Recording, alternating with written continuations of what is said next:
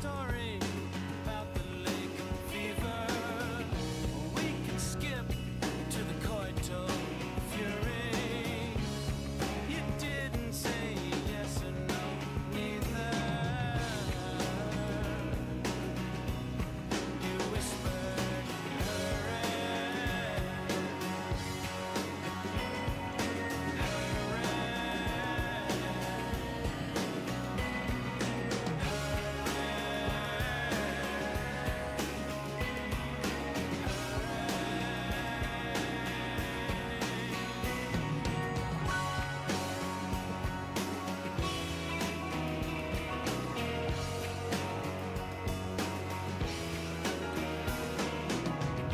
we can take it a little bit further. We can step to the after effects part. Not trying to make you a believer. Don't want a little piece of your heart. Just telling you a story about the lake fever. Or we can skip to a neutral fury. You didn't say yes or no, neither. You whispered, hurry,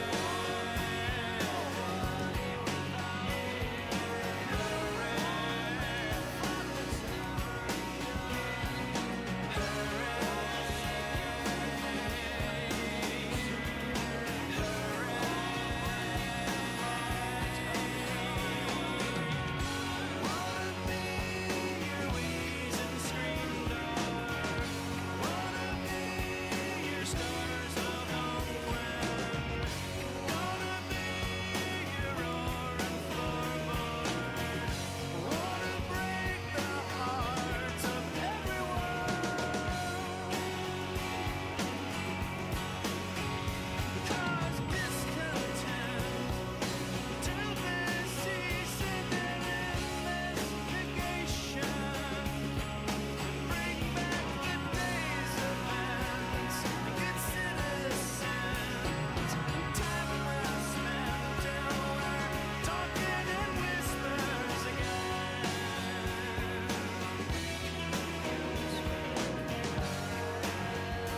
Till we're talking in whispers again.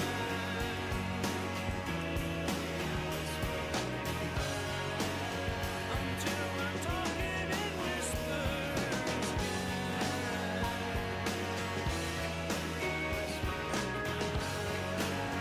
Until we're talking in whispers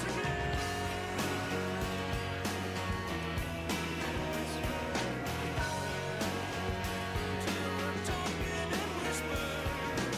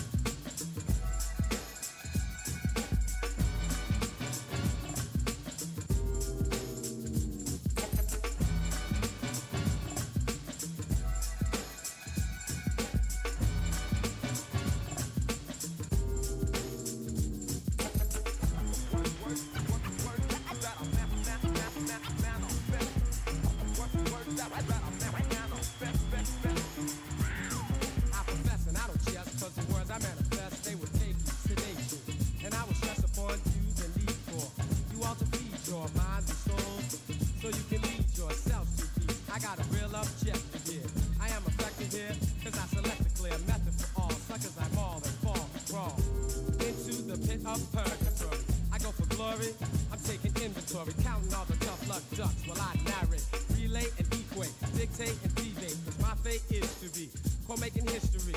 I use sincerity, but I still bury the doubts and questions of all the skeptics. I'm kicking clout and I'll even bet this is true. There's nothing so-so, 'cause I know right about this minute I'm in it, admit it, I did it for you.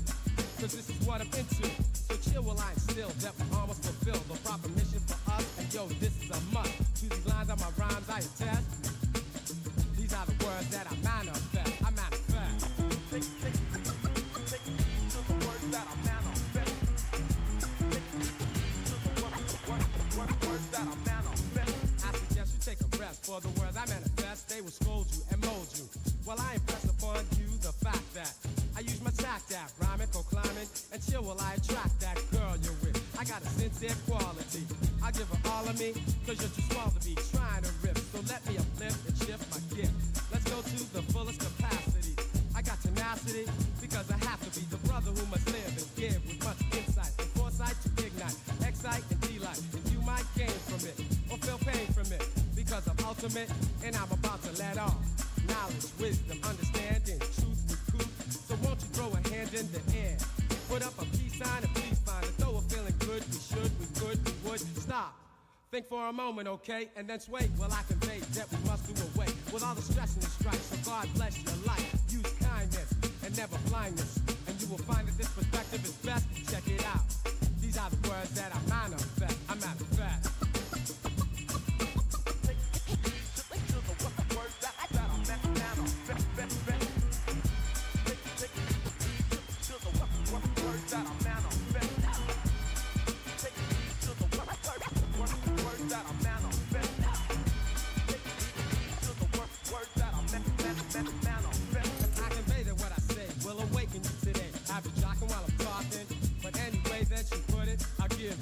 Lyrics to live to, righteousness rules. So I'll forgive you this time, for you are being very ignorant. That's insignificant, I guess you figured it. Hope to be dope as me, I G you flee. Because the pressure's too much for you. I'm your professor, I got the touch to do more than the rest. Confess and can't compete. I'm elite, I'll defeat, delete and mistreat. Make mincemeat of other fools, 'cause I'm the brother who'll snatch up the funds and make lonely ones. I meant it really, 'cause I'm clearly obsessed and these are the words that I manifest. I manifest. Take to the words that I manifest. Take to the words that I manifest. Take to the words that I manifest. Take to the words that I manifest. Take to the words that I manifest.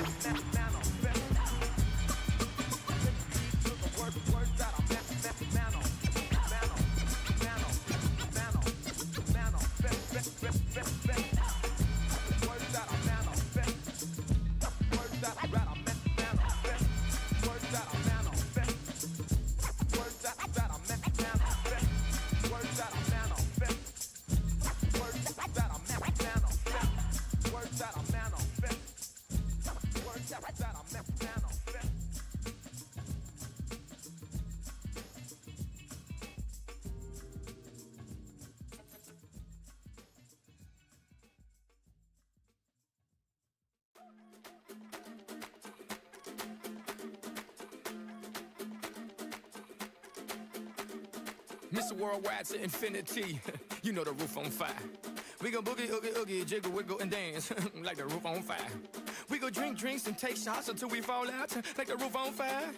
Now, baby, get my booty naked, take off all your clothes and light the roof on fire.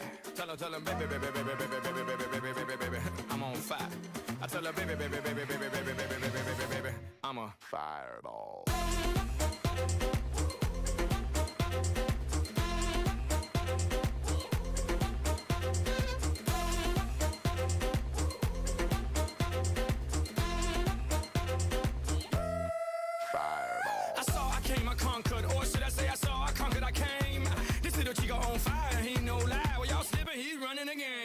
Now big bang boogie, get that kitty little noogie in a nice, nice little shave. I gave Susie a little pat up on the booty and she turned around and said, walk this way. I was born in a plane.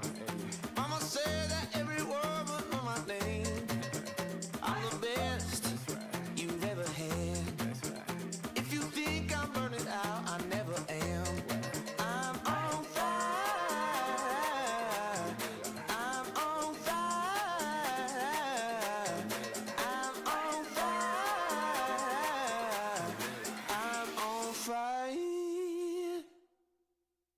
Fireball.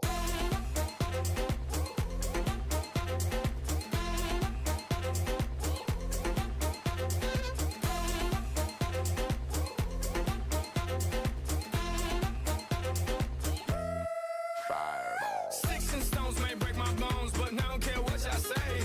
Cause as the world turns, y'all boys gon' learn that the Chico right here don't play.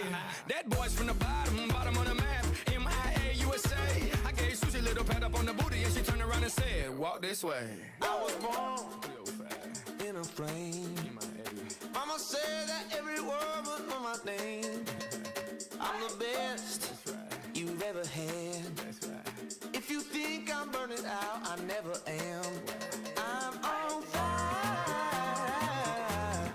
I'm on fire. I'm on fire. I'm on fire.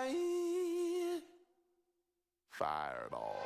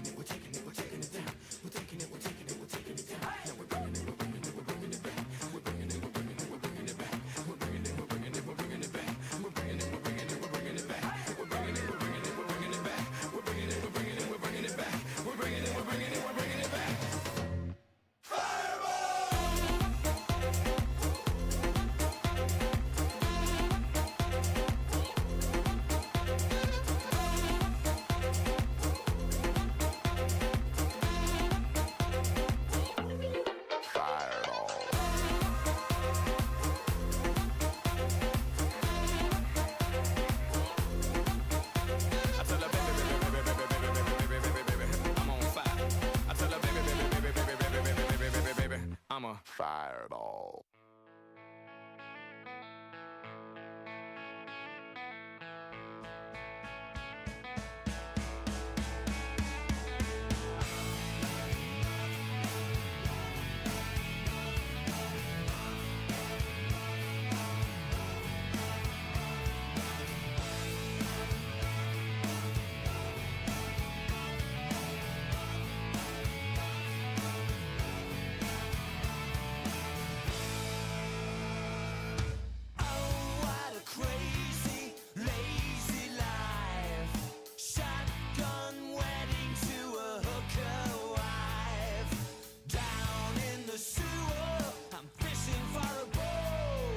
You best tell your daddy that you're not coming home. I go ahead and call me loser, sell my soul out to the dudes. Tell me that I'll never get paid. At least I got laid. At least I got laid. And though the memories fade away, at least I got laid. At least I got laid.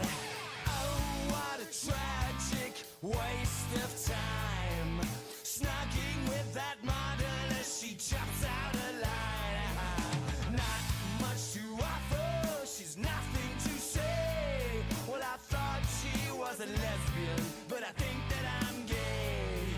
So go ahead and call me loser, sell my soul out to the dudes. Tell me that I'll never get paid.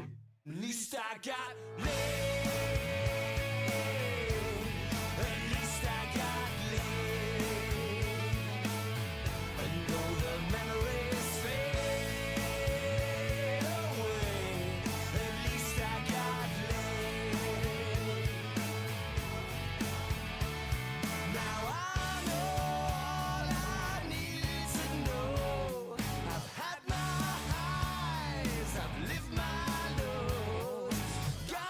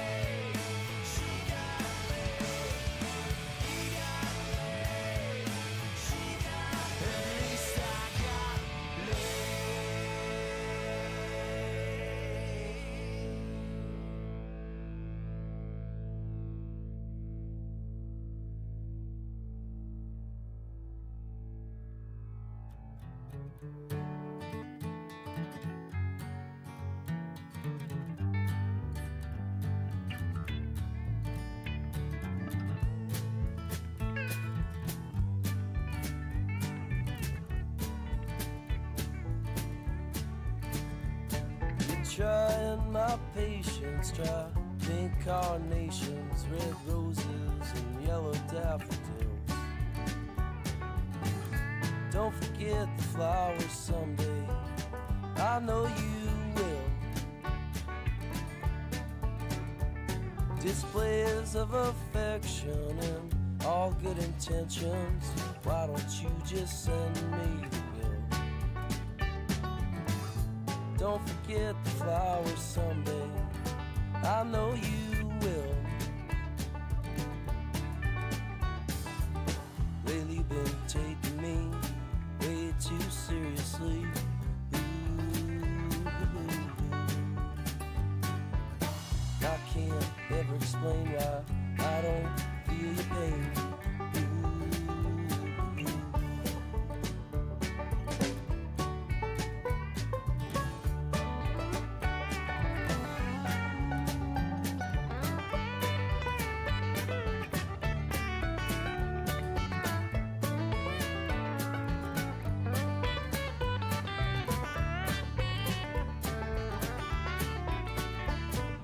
I left you behind, I know it's been a long time, but I'm not over you. Don't forget the flowers someday, I hope I do. Try my patience, try pink carnations, red roses and yellow daffodils. Don't forget the flowers someday, I know I will. Don't forget the flowers someday, I know I will.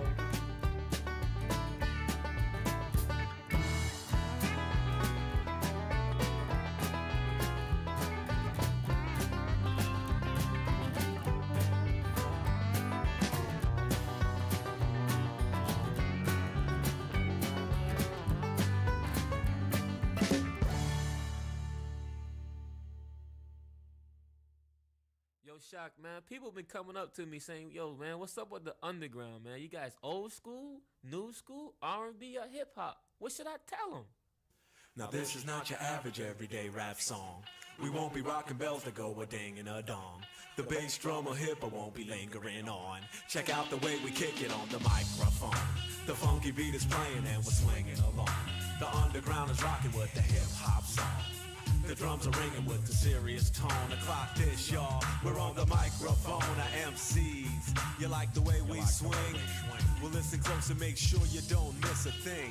Don't you know that we're the microphone masters, known to MCs as the raw dog bastards. We bust rhymes and write every day. So listen close to the things that we say. Triple slipping MCs will get verbally raped.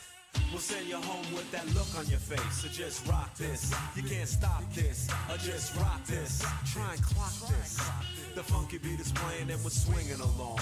The underground is rocking with the hip-hop song. The funky drums is ringing with the serious tone. The clock this, y'all. We're on the microphone, the MCs. You like the way we swing? You like the way we swing? Cause America likes the way we swing. MCs, you like the way we swing, I hope you do. Cause if you don't, it don't mean a thing. See, we don't play for other hip-hop crews, it's not about you. We do the things that we wanna do. We're MCs to please the loyal followers. But you're just a sucker hip-hop borrower. Your real name is probably Bradworth or Bennett. Your verbal baggage ain't got nothing in it. You think that you're rocking, but you're not hip-hopping. So you best stop jocking at the masters. MCs, you like the way we swing? Yeah, cause America likes the way we swing.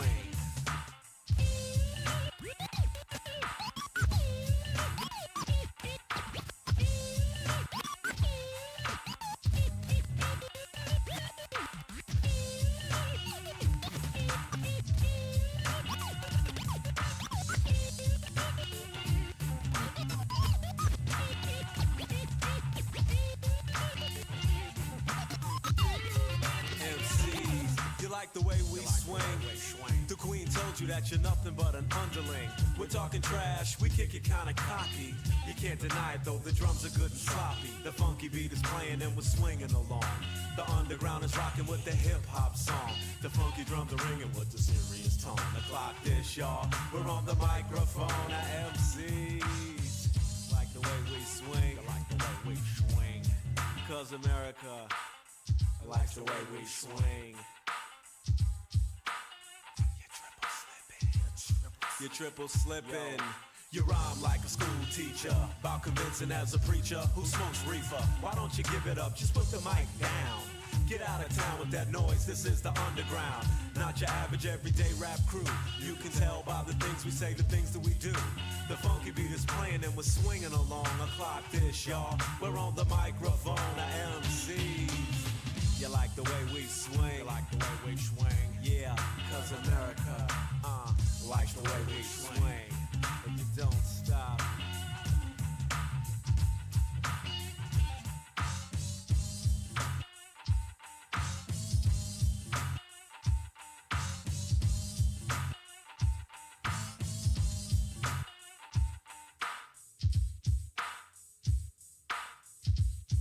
MCs.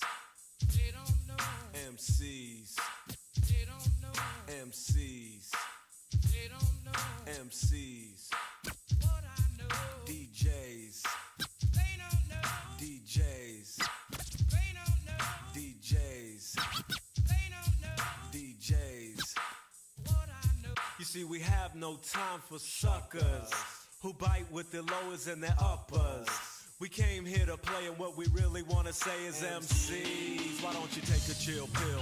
You really need to listen to the way we spill of these rhymes. We don't have time to drop a dime every time a sucker thief gets away with a line. The mouths keep sucking cause they ain't got nothing, but they best stop fucking with the masters. MCs, you like the way we swing?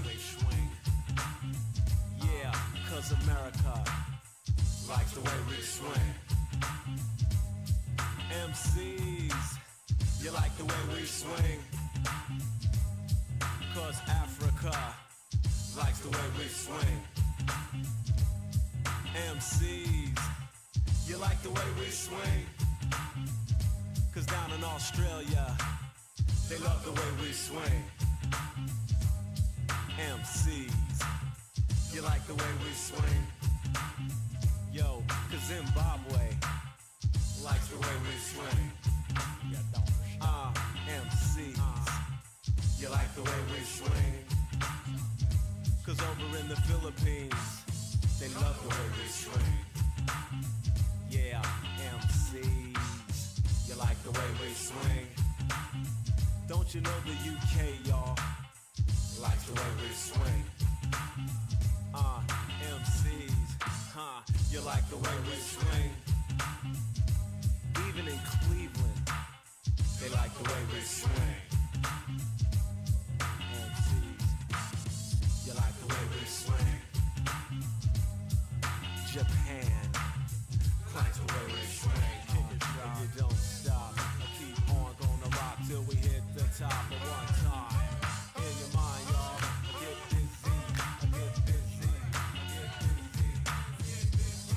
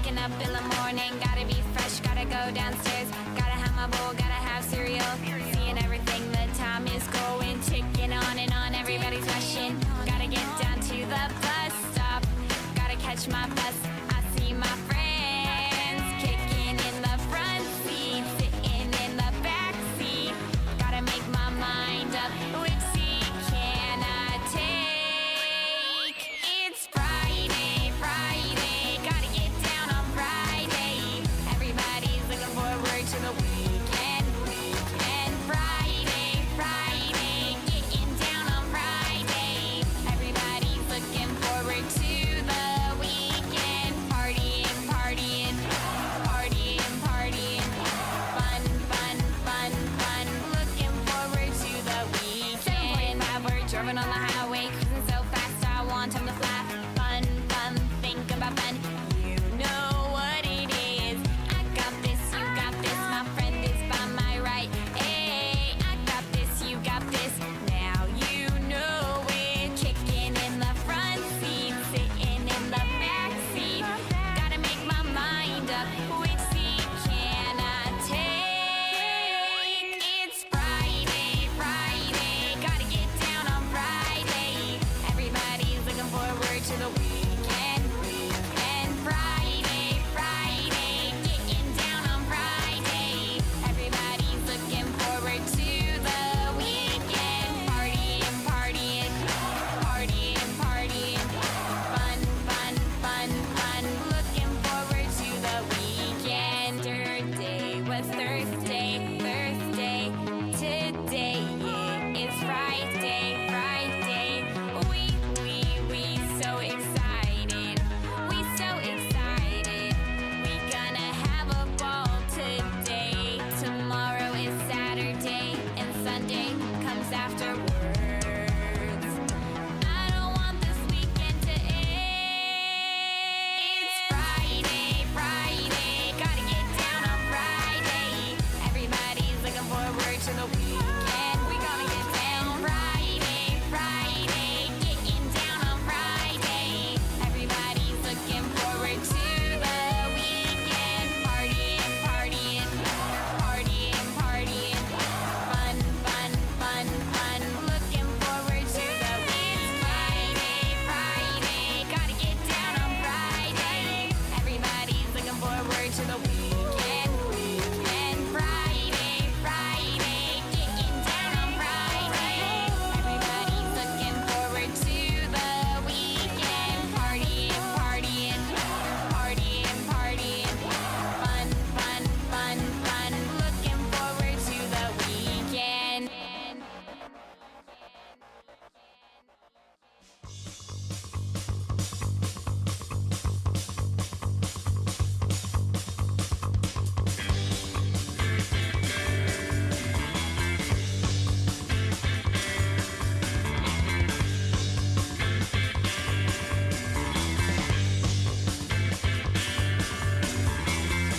Lazy Jilly was a flower child. All the summer, calmly running wild. She'd be silly and her friends just smile. Pass the bottle, wash the pills down while we're wrong. While we're wrong. She don't care no more. She don't need to fight it.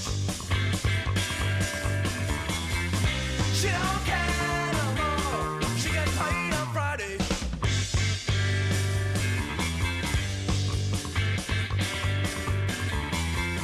Cooler weather, it's not cool to smile. Pretty colors, going out of style.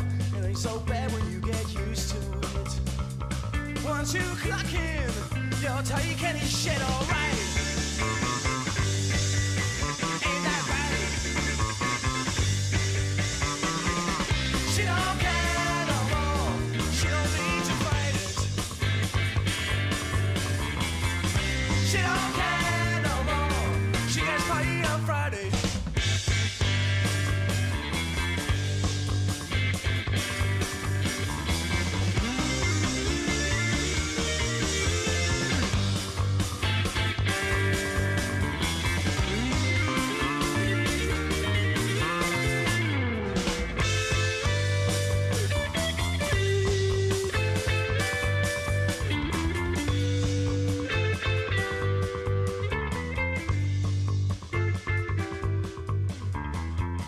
Monday morning, Friday's far away. Pray you'll make it. It's a magic day. Bells will ring and you'll go out and play. Spend your money. Pass the bottle. Friday rules. Friday rules, okay. Ain't talking about Monday. Ain't talking about Tuesday. Ain't talking about Wednesday. Ain't talking about Thursday. I'm talking about what day do we get on down here?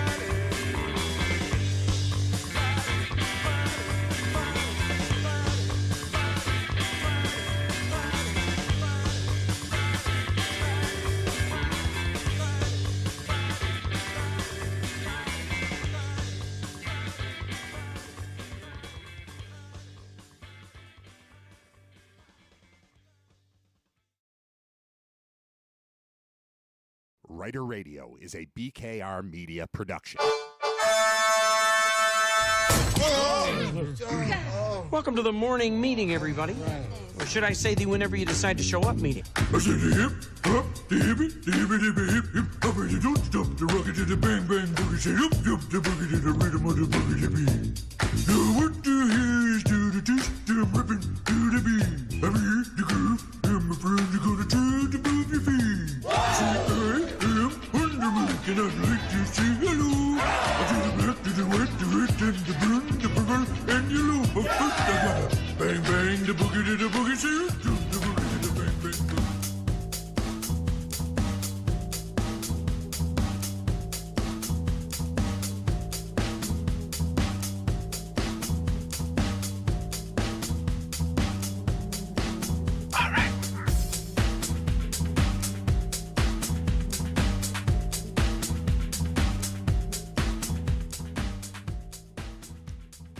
One of those days where I wrote down so many things, I have no idea how I'm getting all of them. And I know Scott Wilson's coming on at 11 o'clock, so I've got, I mean, really it's built around the things that I couldn't stop watching yesterday, most notably Joe Brady's news conference. Joe Brady made an appearance on the Pat McAfee show. Josh Allen dropped in on that. Brandon Beane dropped in on that. Josh Allen had his own news conference. Josh Allen's on crutches. Josh Allen had foot surgery. The Bills look to have an offensive coordinator. That's new this morning. And then the Sabres won again. And then I want to address something that's in the chat because I think it's very important. Real quick, things I wrote down about the Sabres, who played last night, beat the Kings 4-1, and it just keeps happening. For those of you who might not be paying attention, and I know the vast majority of you watch more Sabres hockey than I do, but it's worth noting what's happening here. So right now what we're looking at is 4-1 win over the Kings. They're third in the Atlantic Division. They're fourth in the Eastern Conference. They're 8 points up on the first team out of the playoffs. Like, this isn't just, oh, we're in, then we're out, then we're in, then we're out, like they were for a week or two. They're just still pushing forward. That's because they keep winning. They had a record of 11-4-4, or 11-14-4 was their record on December 8th. And that's when the 3-game winning streak happened, and then Kevin Adams got fired. So they were 11-14-4. On December 8th. Since then, they have gone 23-1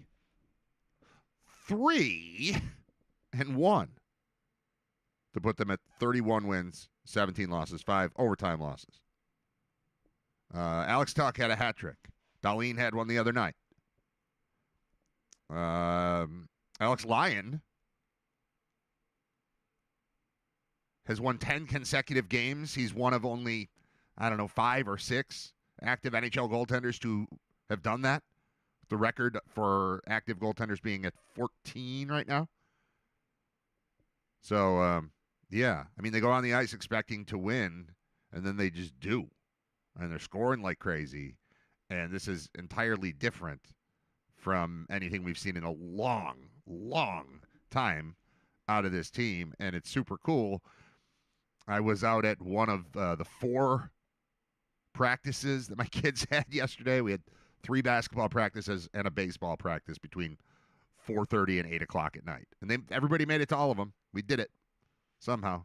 We got to get these kids driving soon because this is rough. We had to have one kid picked up at the exact same time that another kid had to be somewhere, but the kid who had to be picked up also had to be at that same place an hour later. So it was drop off one, take one here.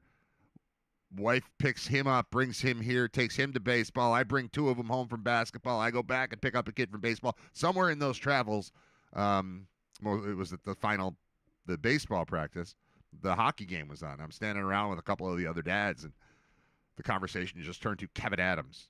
Like, what's life like right now for Kevin Adams? I'm just picturing just drinking and throwing glasses at a television. That's my team. I drafted him. I traded for him. I built all of this. But something changed. maybe right before he got fired, but it certainly seems like something's right about a switch there. And for all the lamenting for the past week and a half or so about McDermott being gone and he's the wrong guy to go, and Bean doesn't belong here, and they're a joke, and it's a disaster, and the press conference is a mess. Really, yesterday went, I thought, as smoothly as possible for the Bills. And we're looking at what change did at the top or near the top of the organization for the Sabres, even though he hasn't actively made any moves yet. It's hard to say that it's totally the wrong move to tweak the vibe at One Bills Drive. And even with the, I would say perceived disappointment in the hiring of Joe Brady, I thought they did a really nice job yesterday of explaining. And, of course he had an inside track because he's been there. Of course that's true. But they really downplayed it, and I thought did so in a good way and in a plausible way, in a believable way, that this guy is the guy that earned a job. This guy's going to be a head coach somewhere. We already had him here. We're keeping him here. And if you want to not like Brady, if you want to think that this is a lazy hire and if we're changing, why aren't we changing? If you want to do that, I think you could watch his news conference and say, this guy's in over his head. He looks nervous. I think he was nervous. I think that was genuine. He's in a suit. He doesn't want to be in a suit. He's at a podium. He doesn't want to be at a podium right now. He's processing. There's a lot going on. Having the keys to a franchise with a driver named Josh turned over to you, it's a lot of pressure, and you know you're ready to do it. But you don't know you're ready to do it until you do it, so you got to do it, and then you'll find out what you don't know. I found myself, I was comparing myself to Joe Brady, just thinking about the brain vault thing. Like, yeah, I can host a live trivia show. Yeah, we can sell tickets for it. I can write it. I can do all the. I'll bring my friends. We'll fill up the stage. It'll be fun. The technology's all going to work. It's going to be perfect. And then you get there and you're like, well, that didn't work and that didn't work, but we have another game next week. Trying to go 1-0 every week. We went 1-0. But I'd like to dominate the opponent a little bit more, and I've got to know what the tweaks are that need to be made. And I kind of feel like that's, people were asking me, how you feeling about going into this show? And I was like, good. I'm good. I mean, I expect there to be problems, and then we've got to fix them, and I hope that it's, nothing crazy happens. And I kind of feel like that's where Brady is, and he's being super honest about it. And once he settled in, like the part at the podium I thought was a little rough. But then over the course of the day, I felt like I got to know Joe Brady more, especially from watching his appearance on the Pat McAfee show, which I highly recommend.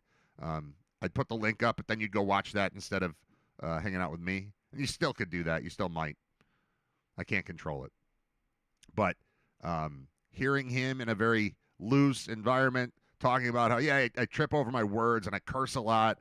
And McAfee's like, yeah, but you know what? At the end, he's like, I do that. And at the end, you know what I meant, right? And it was cool.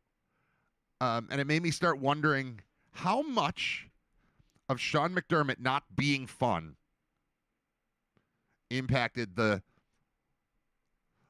looseness or lack thereof around playoff time. There's a swagger that the Bills have had since Josh Allen became this thing that he is. And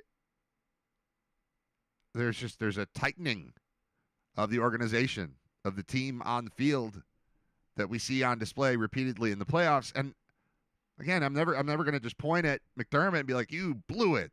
You got us all the way here, and that wasn't you. But now that we lost, that was you. Like, that's stupid. But changing the vibe, flavor of the organization, and throwing in this, I'm not going to say lunatic, but he really just seems like a fun, intense, I'm going with this, and if it doesn't work, then we'll do something else. But I got an idea. I saw myself in Joe Brady a lot yesterday, and I would imagine a lot of people did. I think he's more interesting than the boring hire label would imply. Just seemed cool. Like If he was the coordinator, and they kind of use this analogy too, but if he was the coordinator for a different team, and then the Bills brought him in amongst several other candidates, and they chose him, I think we'd say, ooh, I like this guy's energy. He's got a good vibe to him. That's what I would be saying. Turns out he also has been in the building for a while. And he's also, committed to Western New York. He's already into both of my kids are born here. They're from Buffalo. I'm from South Florida, but not anymore. This is where I want to be. And, of course, you say that. A lot of it is the stuff that anyone would say. But I got a real general positive vibe off of the way he carried himself yesterday, the way that he interacted with Bean. Also, Bean on a stage in front of the media without Terry Pagula there, way better. It's my understanding he was there, sitting in the front row, but did not make it about him at all. Rightly so. Good job. Either Terry for stepping aside or Bill's communications department for going, you're going to sit over there, and the camera's going to face there, and you're not going to get in front of it. See this thing? No. No, no, no. See this microphone? No. You've spoken. We've been digging ourselves out of it for the last few days. Now you shut up, and we're going to let the guy that we pay to speak, and the guy that we're paying to coach, who's going to stumble over some things because he's new, and he talked fast, and he's exciting, and excited, and excitable. We're going to let them show what the vibe is, because every time the vibe is you, the vibe stinks. So no you.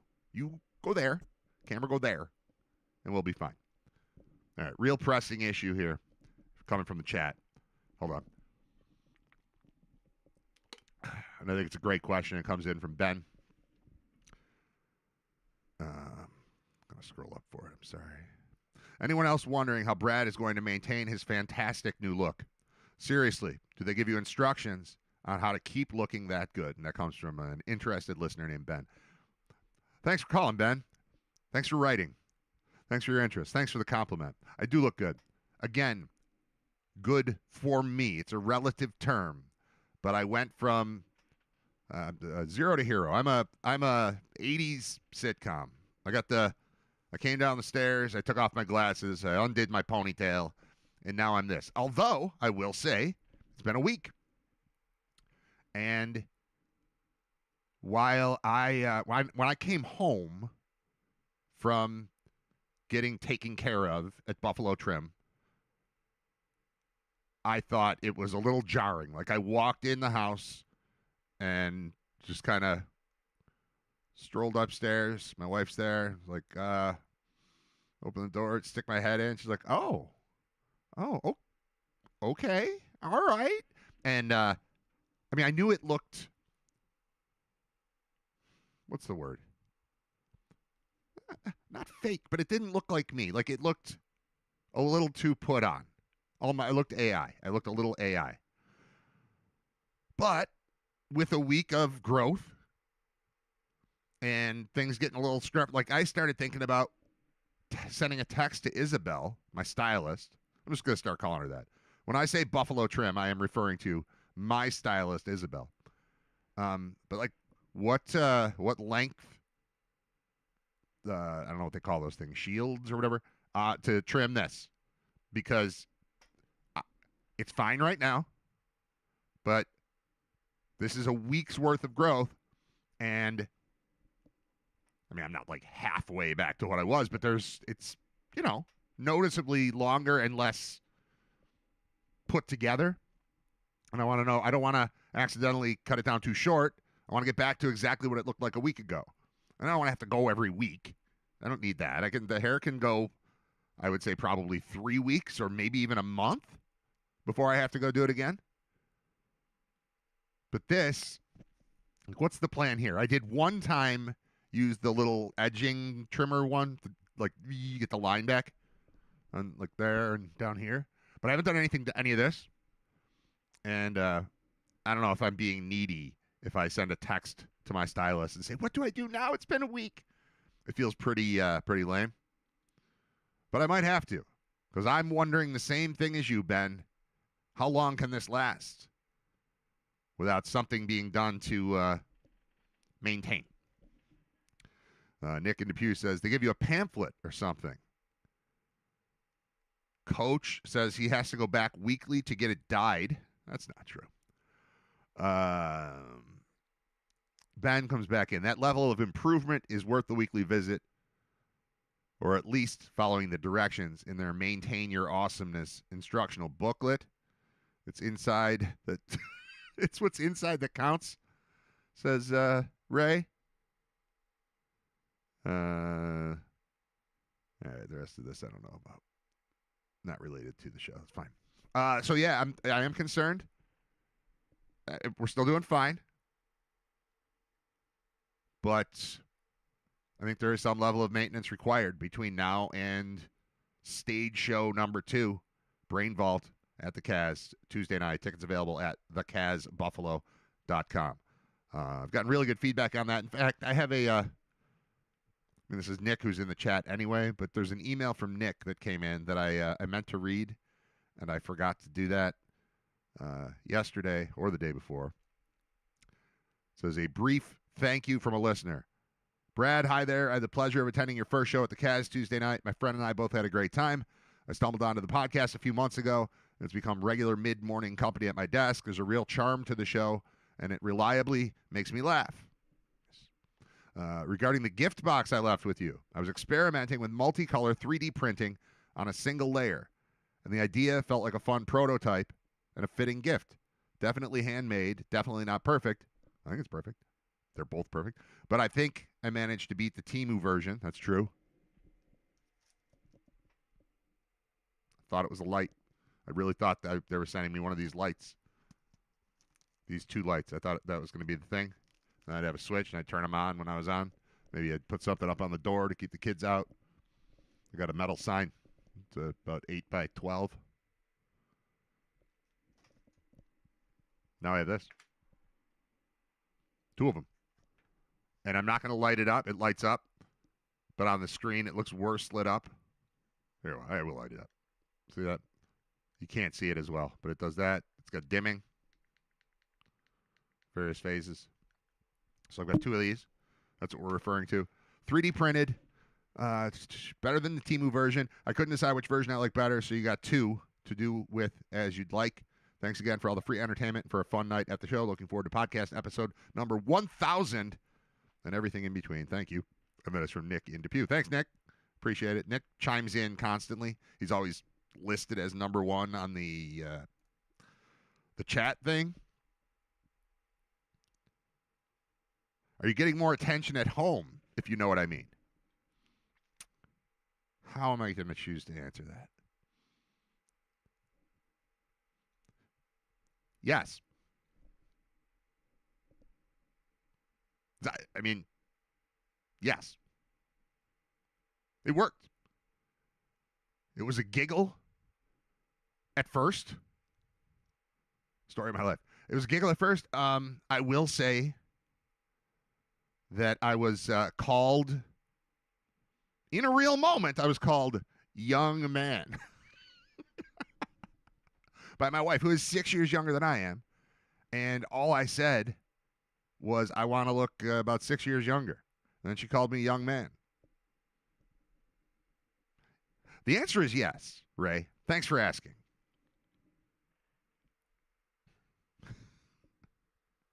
The phrase no self lambda comes to mind, and that's an inside joke for 2 people that are paying attention right now. All right.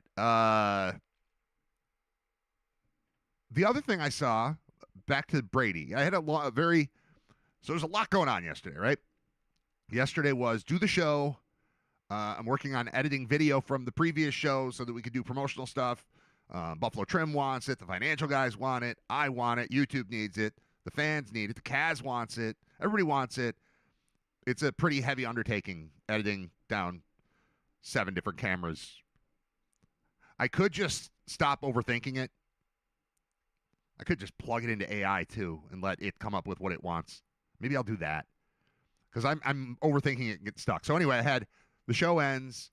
I have to edit the yesterday's show and publish that, and then handle little tweaks on the previous one. And then I have to do this thing, and all of it led to me not even leaving the basement yesterday. until like 10 to 4 when my wife came downstairs and said, "Are you going to take care of the driveway?" And at that point, I realized, oh, man, we're launching into it. We've got 4 practices tonight.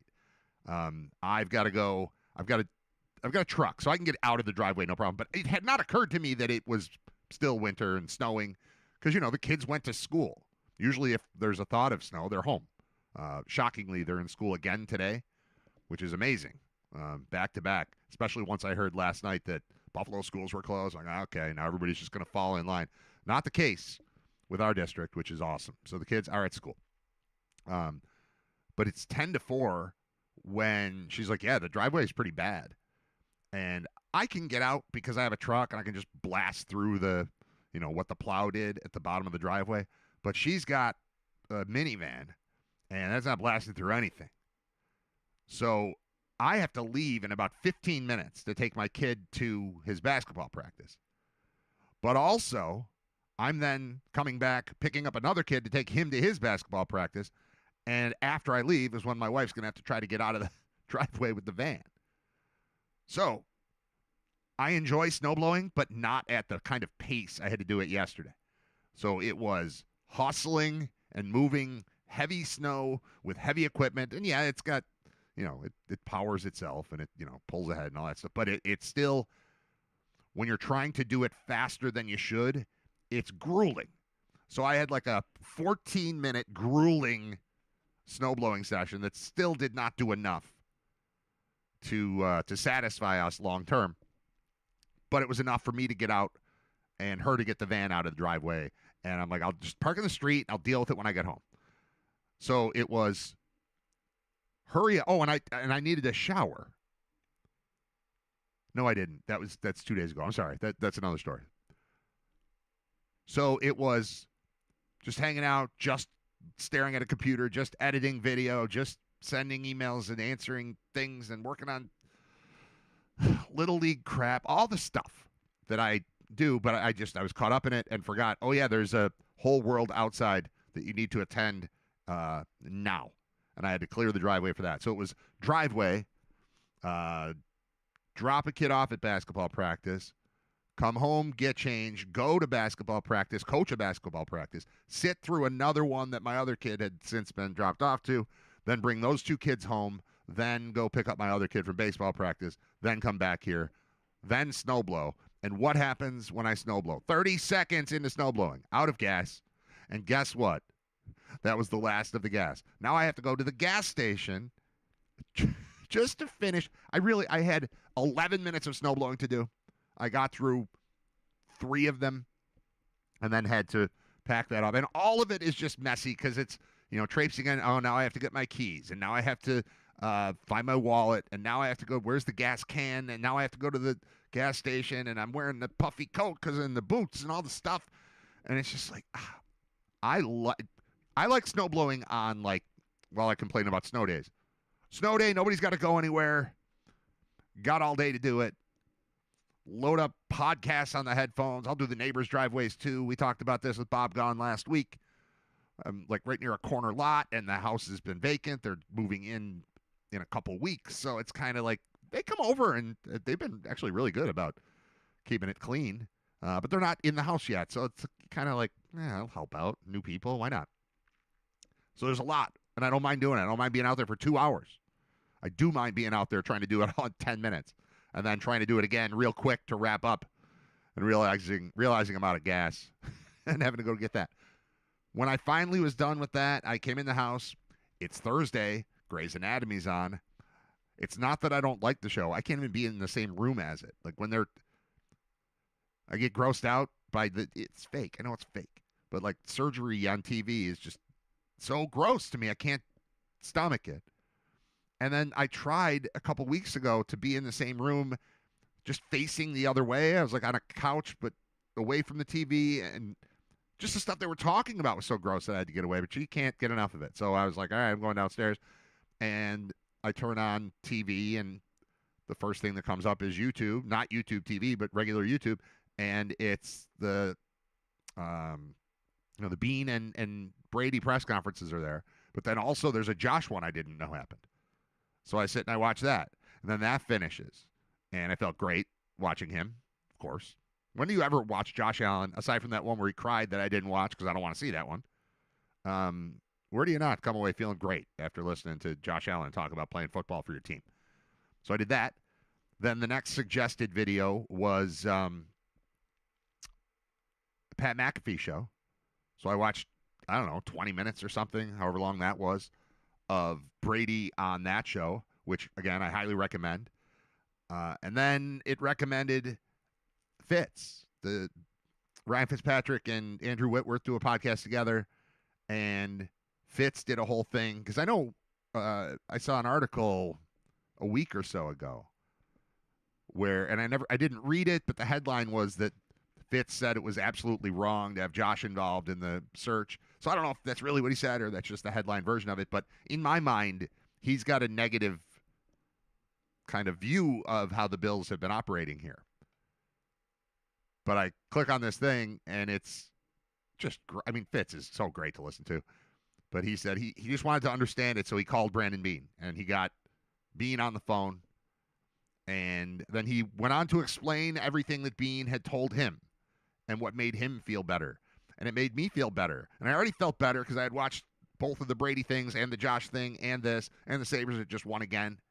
So I was already in a pretty good mood. I was ready to be I was susceptible to the happiness that would come from another conversation about Brady.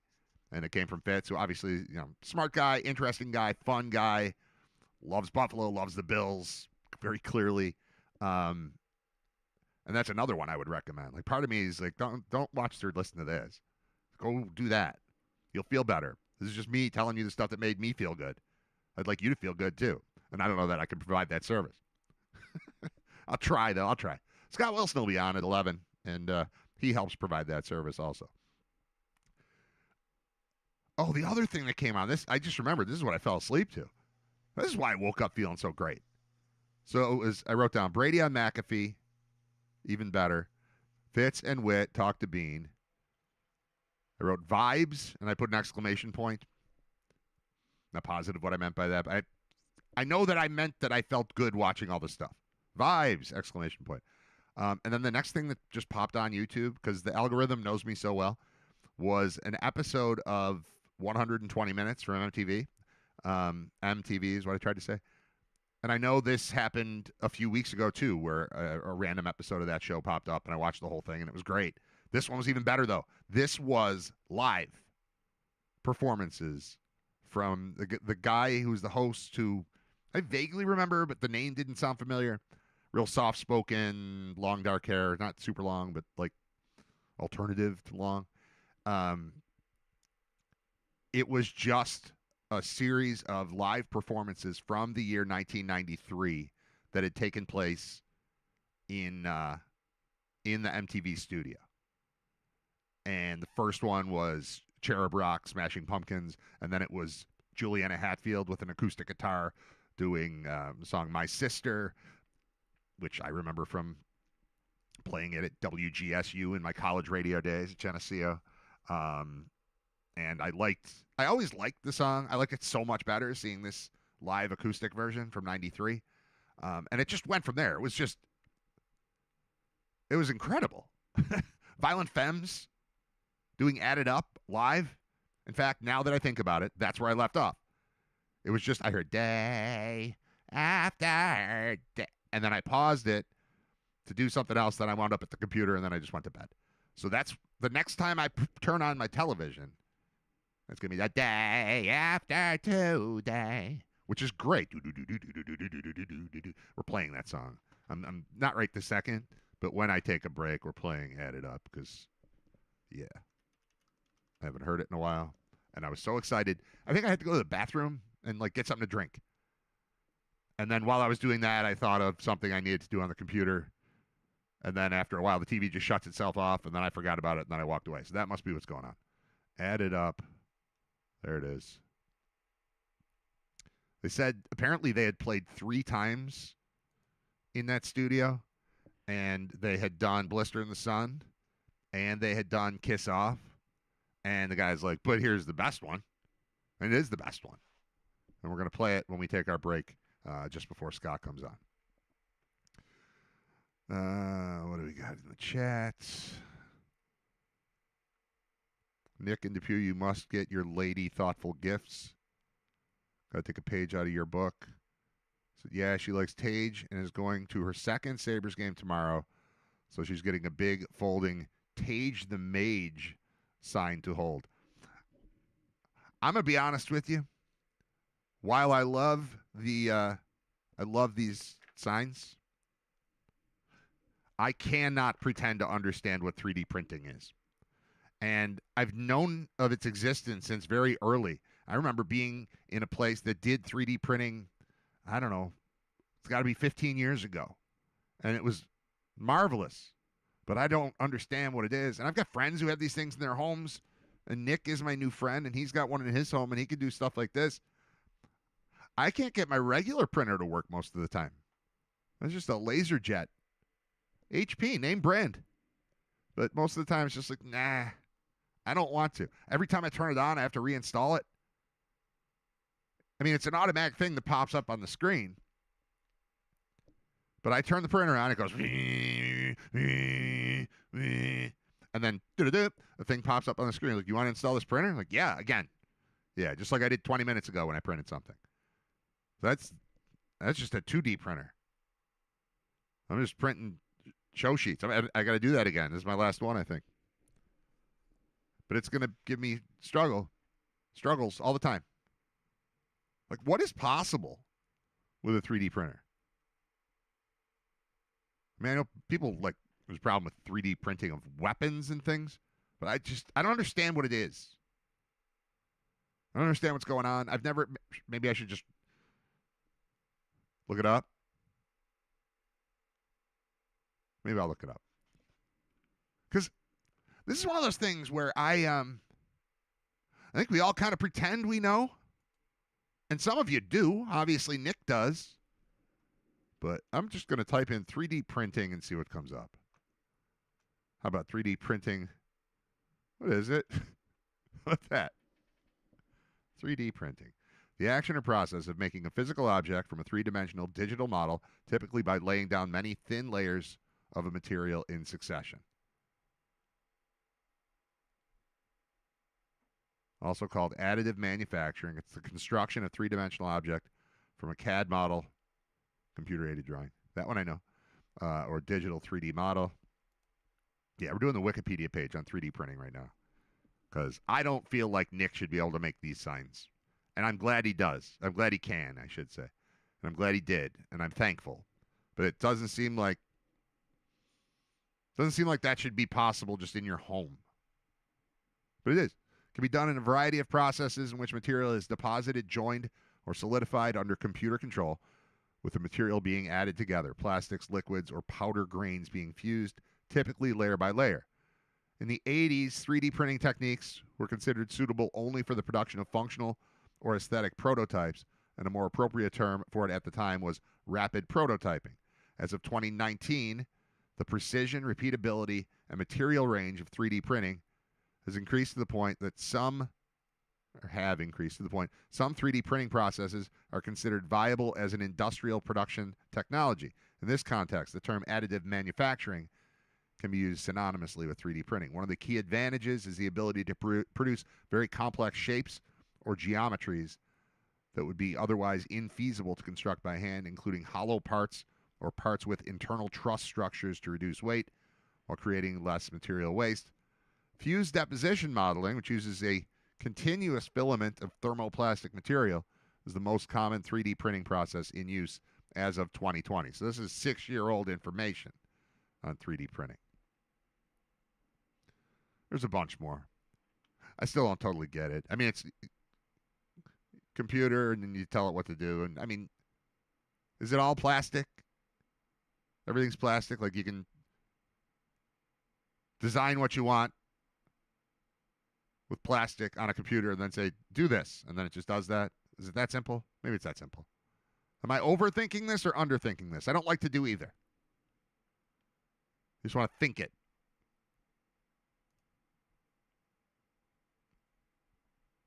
All right. You can print anything if you know what you're doing. People do actually print working firearms, not legal in New York State. There's other materials too, but it's mostly like a plastic resin, however you do that. And I've never know how to say that word. Am I right with that? Yes, there's either FDM or resin. I do filament. FDM is filament. And you can just Google the preset codes that the printers need to work. Like Google the shape of a Charizard.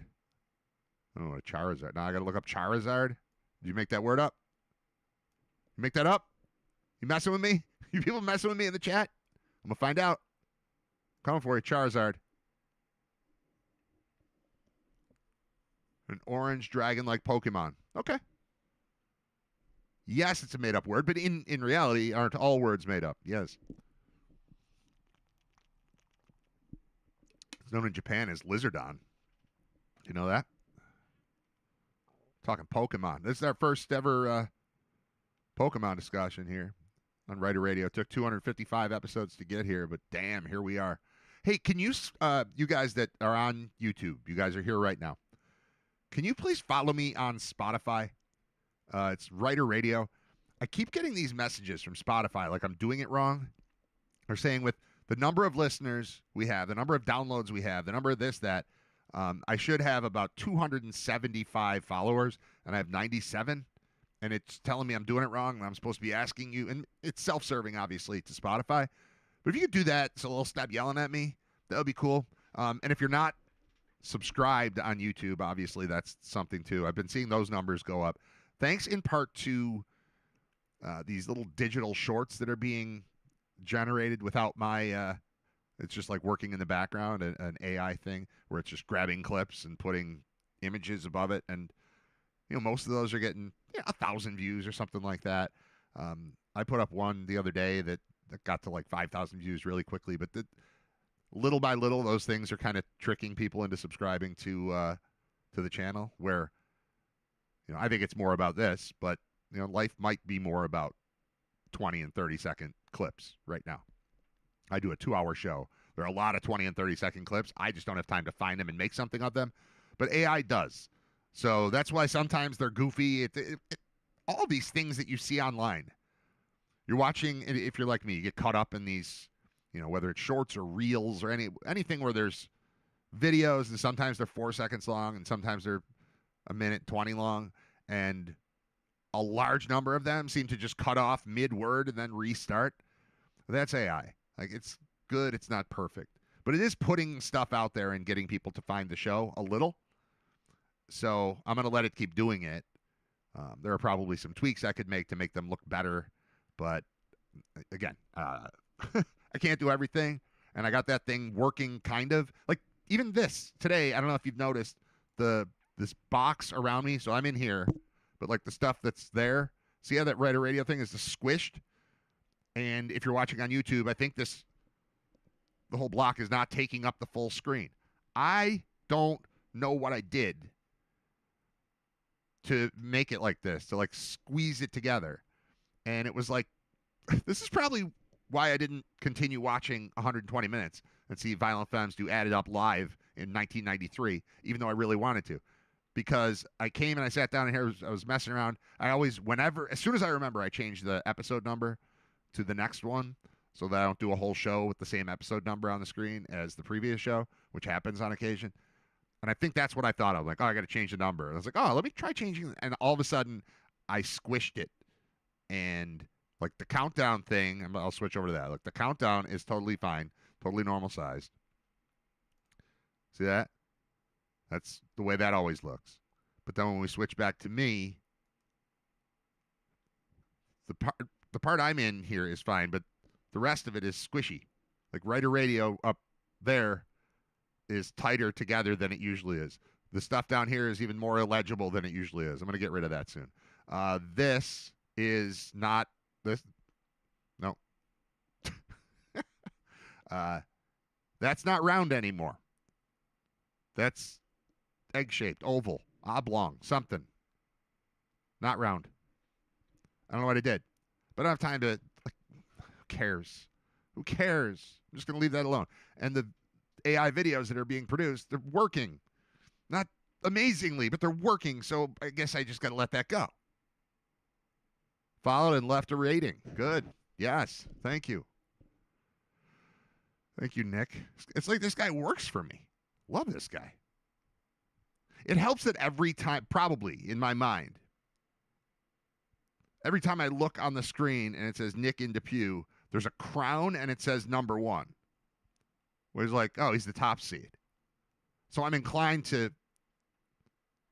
like him or respect him or something. Then he shows up with gifts.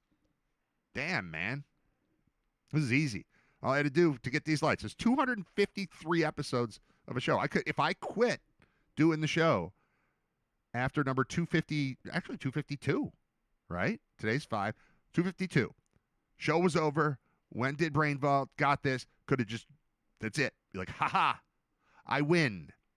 That was my plan. I'm going to do these shows until somebody gives me on-air RITER Radio lights, and then I'm quitting, never to be seen again. I'm not really doing that, but I could have. That's all it took to earn these. It was 252 two-hour radio shows and a Brain Vault, which is another many, many hours put into that, and many more to come. Tickets on sale for episode 2. Please check it out online. All right. Violent Femmes. I promise. No, not that thing. I didn't want that thing. I want this thing. Violent Femmes, then like, I don't know, 1 or 2 more. Probably 3 songs, and then Scott Wilson. It's 10:57. It's episode 255 of RITER Radio. Bills have a new head coach. We think they have a new offensive coordinator in Pete Carmichael. I'm sure we'll talk about that with Scott. I know I didn't get into it yet, but there's that.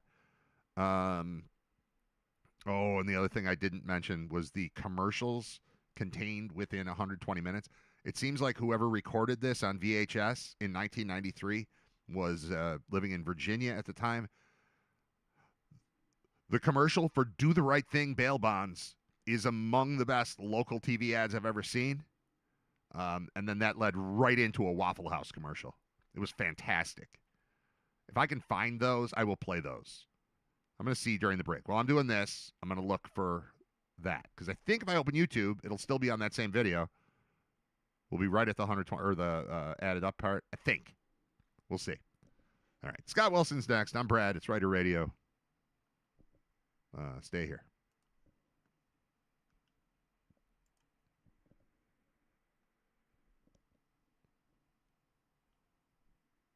Day after day,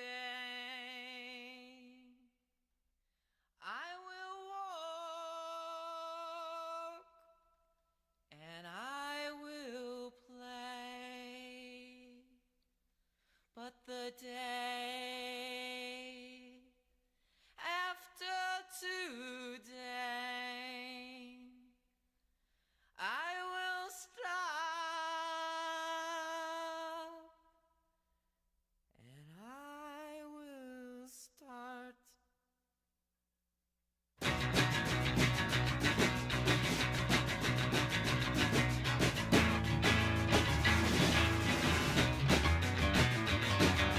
Why can't I get just one kiss? Why can't I get just one kiss? There'd be some things that I wouldn't miss, but I look at your pants and I need a kiss. Why can't I get just one screw? Why can't I get just one screw? Believe me, I know what to do, but something won't let me make love to you.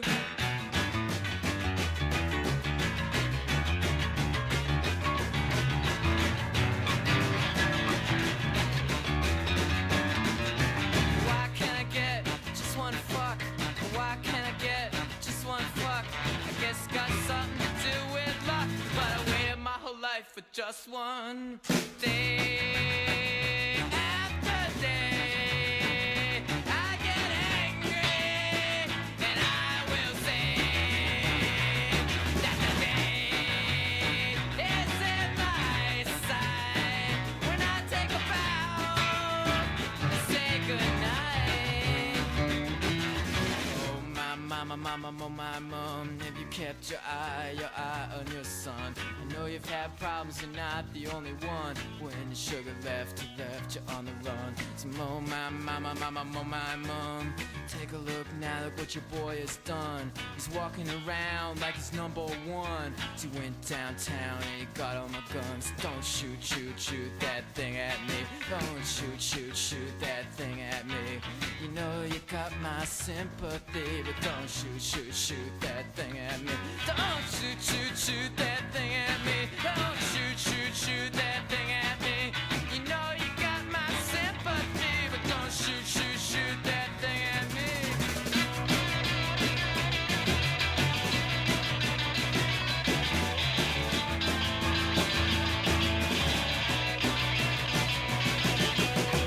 Down kitchen at the top of the stairs. Can I mix in with your affairs? Share a smoke, make a joke. Grasp and reach for a leg of hope. Words to memorize, words hypnotize. Words make my mouth exercise. Words all fail the magic prize. Nothing I can say when I'm in your thighs. Oh my mother. I would love to love you, lover. City's restless, it's ready to pounce. Go in your bedroom, ounce for ounce. And oh my mother. I would love to love you, lover. City's restless, it's ready to pounce. Go here in your bedroom, ounce for ounce.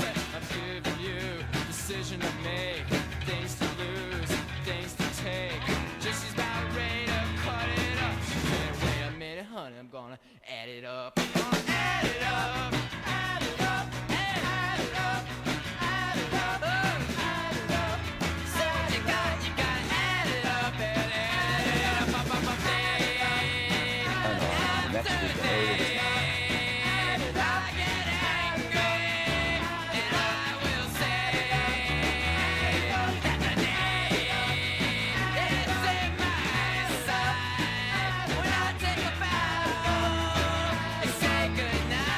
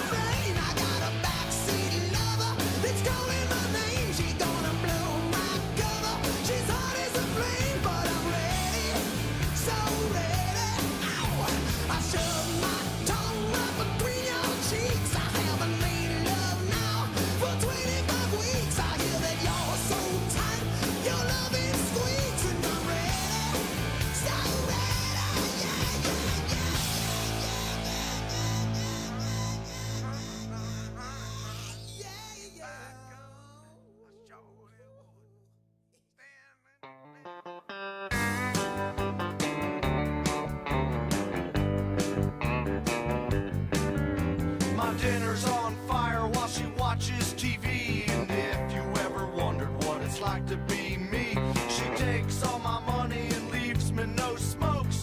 Yells at my buddies and insults my folks. I'm breaking my back, doing the best that I can. She's got time for the dog and none for her man.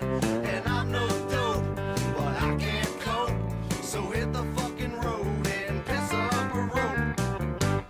You can pass up a rope and you can put on your shoes, hit the road, get trucking. Pack your bag, I don't need the ag. On your knees, you big booty bitch, start sucking. You ride my ass like a horse in a saddle. Now you're up Shit's Creek with a turd for a paddle. And I can't cope, piss up a rope. You can piss up a rope and feel the pissy dribble. You can piss up a rope and watch me giggle. For the last 6 months I've been packing your bag. You can wash my balls with a warm wet rag till my balls feel smooth and soft like silk. I'm sick of your mouth and your 2% milk. And I'm no dope, but I've lost all hope. So hit the fucking road and piss up a rope. You can pass up a rope and you can put on your shoes, hit the road, get trucking. Pack your bag, I don't need the ag. On your knees, you big booty bitch, start sucking. You ride my ass like a horse in a saddle. Now you're up Shit's Creek with a turd for a paddle. And I can't cope, piss up a rope.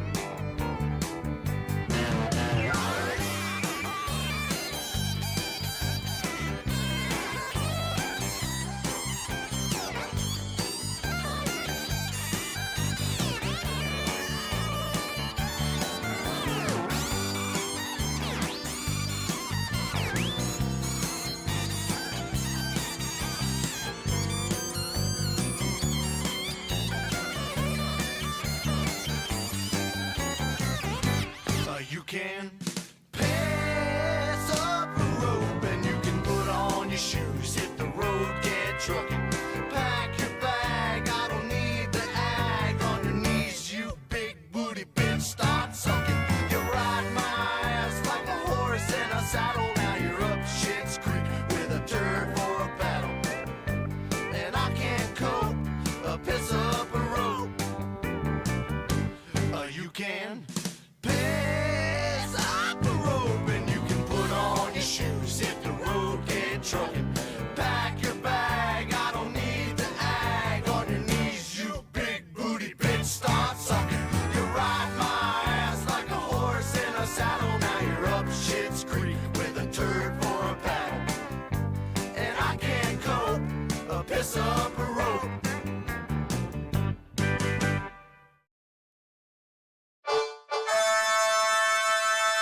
Let's check in with RITER Radio's senior football correspondent, Scott Wilson. All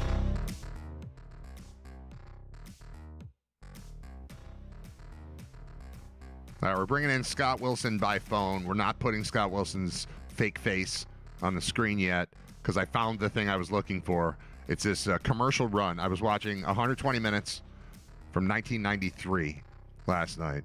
And right before I paused, I was like, these commercials are something. So, Scott, we'll see. Do you remember, because I forgot about this one when I was talking about the things I'm about to show. First of all, it's the commercials you're about to see. One is for a place called Do the Right Thing Bail Bonds. And then the other is it goes directly into a Waffle House commercial. But prior to that, do you remember Dennis Hopper, Bruce Smith, Nike commercial? Yes. Bad things, man. Bad man. Yeah, bad things. Bad things. That's at the start of this break. So I'm just hitting play. If the audio doesn't work, we'll abort. But if it does, I want to sit through this commercial break with you. Here we go. Come on, audio.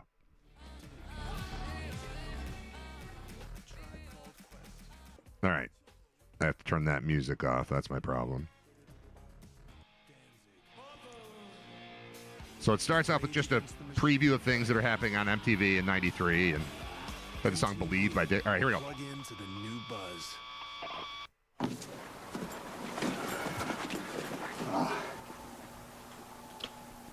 I'm holding Bruce Smith's shoe, man.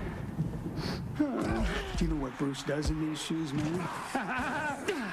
Bad things, man. I mean bad things. Things that I just can't possibly talk about. You know what Bruce would do if he found me messing with this shoe, man? Bad things, man. When they came to Tombstone, Commercial for Tombstone. All of this is great. That's wider. You must be Doc Holliday. I hear he's real fast. By the time they left, I want your blood. they were legends. None of your problem, Doc. You don't have to mix up in this. That is a hell of a thing for you to say to me. Kurt Russell is Wyatt Earp. Val Kilmer is Doc Holliday. I've never actually seen Tombstone, but I'm pretty sure I just saw D-Day from Animal House in the second thing I've ever seen him in. Nikki Taylor? Remember Nikki Taylor? I remember Nikki Taylor. Don't worry about style. This is 1993. Commercials airing on MTV in the state of Virginia. So these are like the national ones, but we're about to go local with Do the Right Thing bail bonds. And it's fantastic. I think it's next. We're just sitting through this. This is fun. Bear with me. Pantene Pro V Mousse sprays and gels for hair so healthy it shines. You'll see. Oh, well. Yo, it's Wise Guy again. Just got our hands on over 20,000 more quiz questions and answers that they don't want us to know. Movies, rock and roll, Sports legends. Which famous basketball player used to be a garbage man? More than 20 different programs, each with 1,001 questions. Scott, look that one up. Which famous basketball player used to be a garbage man? TV trivia. Why does Michael Jackson wear a glove in one hand? All stuff wise guys know. Hey, you got a quiz whiz, you're wise guy. Quiz whiz I don't think we want to know that Michael Jackson answer. Just sold separately. Batteries not included. All right. Okay. Levi's commercial. I apologize. There's no, like, easy way to scroll through this, but I want to get to the Do the Right Thing. Bail bonds.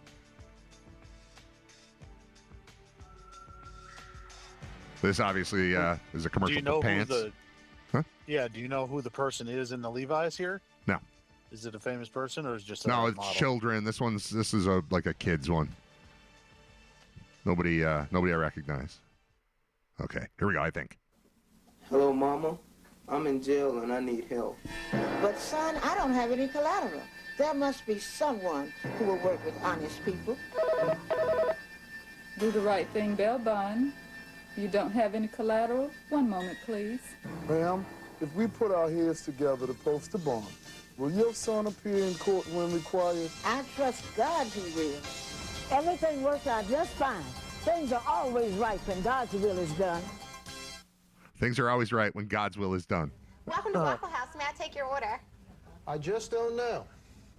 What would you suggest? Well,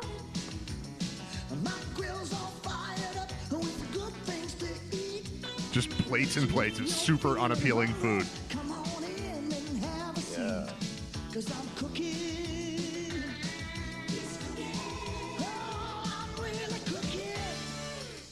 hope you saved room for dessert. All right. I'm going to shut that for now. All right.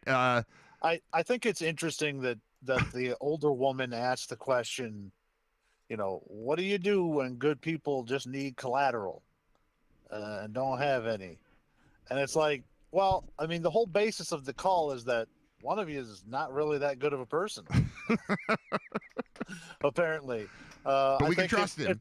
We can trust him to go to court because of God. Right. If this was refrigerator bonds, where you need a new refrigerator and you're like, I don't have any collateral. What do you do when my old refrigerator breaks and I'm just a good person and I need a new refrigerator? Yeah. Totally get it. Mom, like, hey, listen, I'm in a jail. good person. I will pay. Yeah. But the commercial starts with, Mom, I'm in jail. I'm in jail. And that's all automatically we're starting at a baseline of, according to officials, Not a good person. not a good person. Yeah. Not a law-abiding person. Right. So then the next thing would be like, all right, well, we don't trust you. So how about collateral? She's like, I don't have that either. Okay. So now we can't trust you and you've got no collateral. All right. Let me put you on hold for a second. And you can talk to the guy in the back. And he's like, hey, ma'am. Maybe. And then they just walk with God's will. They walk out of the courtroom. She's like, yep, God is good. The end. Do the right thing. Bail bonds. Just amazing. Oh, it's so good. Yeah. And you have to see the people too. I know you couldn't see it while just talking to me on here, but the visuals were fantastic too. It's a very poorly executed spot for what doesn't seem like a great business. There's a lot more going on other than there being a commercial from 1993 on a video I watched last night. I watched so much Joe Brady stuff yesterday that I'm excited about him. And I didn't expect my overall Put position yourself was in a little bit of a Stockholm syndrome maybe type of thing, Posi- which you're susceptible to. I am. I absolutely am. But the position I was in, like, I wasn't mad about it. I was like, all right, well, it's not the most exciting, thrilling, crazy, interesting thing, but I don't need to win in January. I mean, I need to win football games in January. I don't need to win press conferences. I need to win football games. And I just got the impression after everything I watched that the thought was, let's get good vibes in this room. And I just started thinking about how serious and borderline dour Sean McDermott has been. And, by all accounts, good dude. But everything is just so straight-laced and straightforward. But obviously there's room for that. But maybe it's time to just, I don't know, let the older brother babysit or let the uncle babysit or something. And, like, Dad, go on vacation for a little while. We're going to chill. And we're going to have a little bit more fun. And I don't know, man. Things just seemed loose, and loose seemed right. But you can tell me I'm wrong. I don't know. It's just the impression I had. I was in a good mood yesterday, I guess. Yeah, well, I mean, I remember a time when my nephew was around 1, and he was sitting on my lap. I was out on the back porch, and I decided to take a picture with him holding my beer. Yep. And it was a good picture. It's fun. And then it was like, don't ever show that to anybody. I got it quite a clap back fairly quickly from the mothers in the vicinity. And I was like, oh, well, I mean, I would assume no one would really think I was just letting him drink it.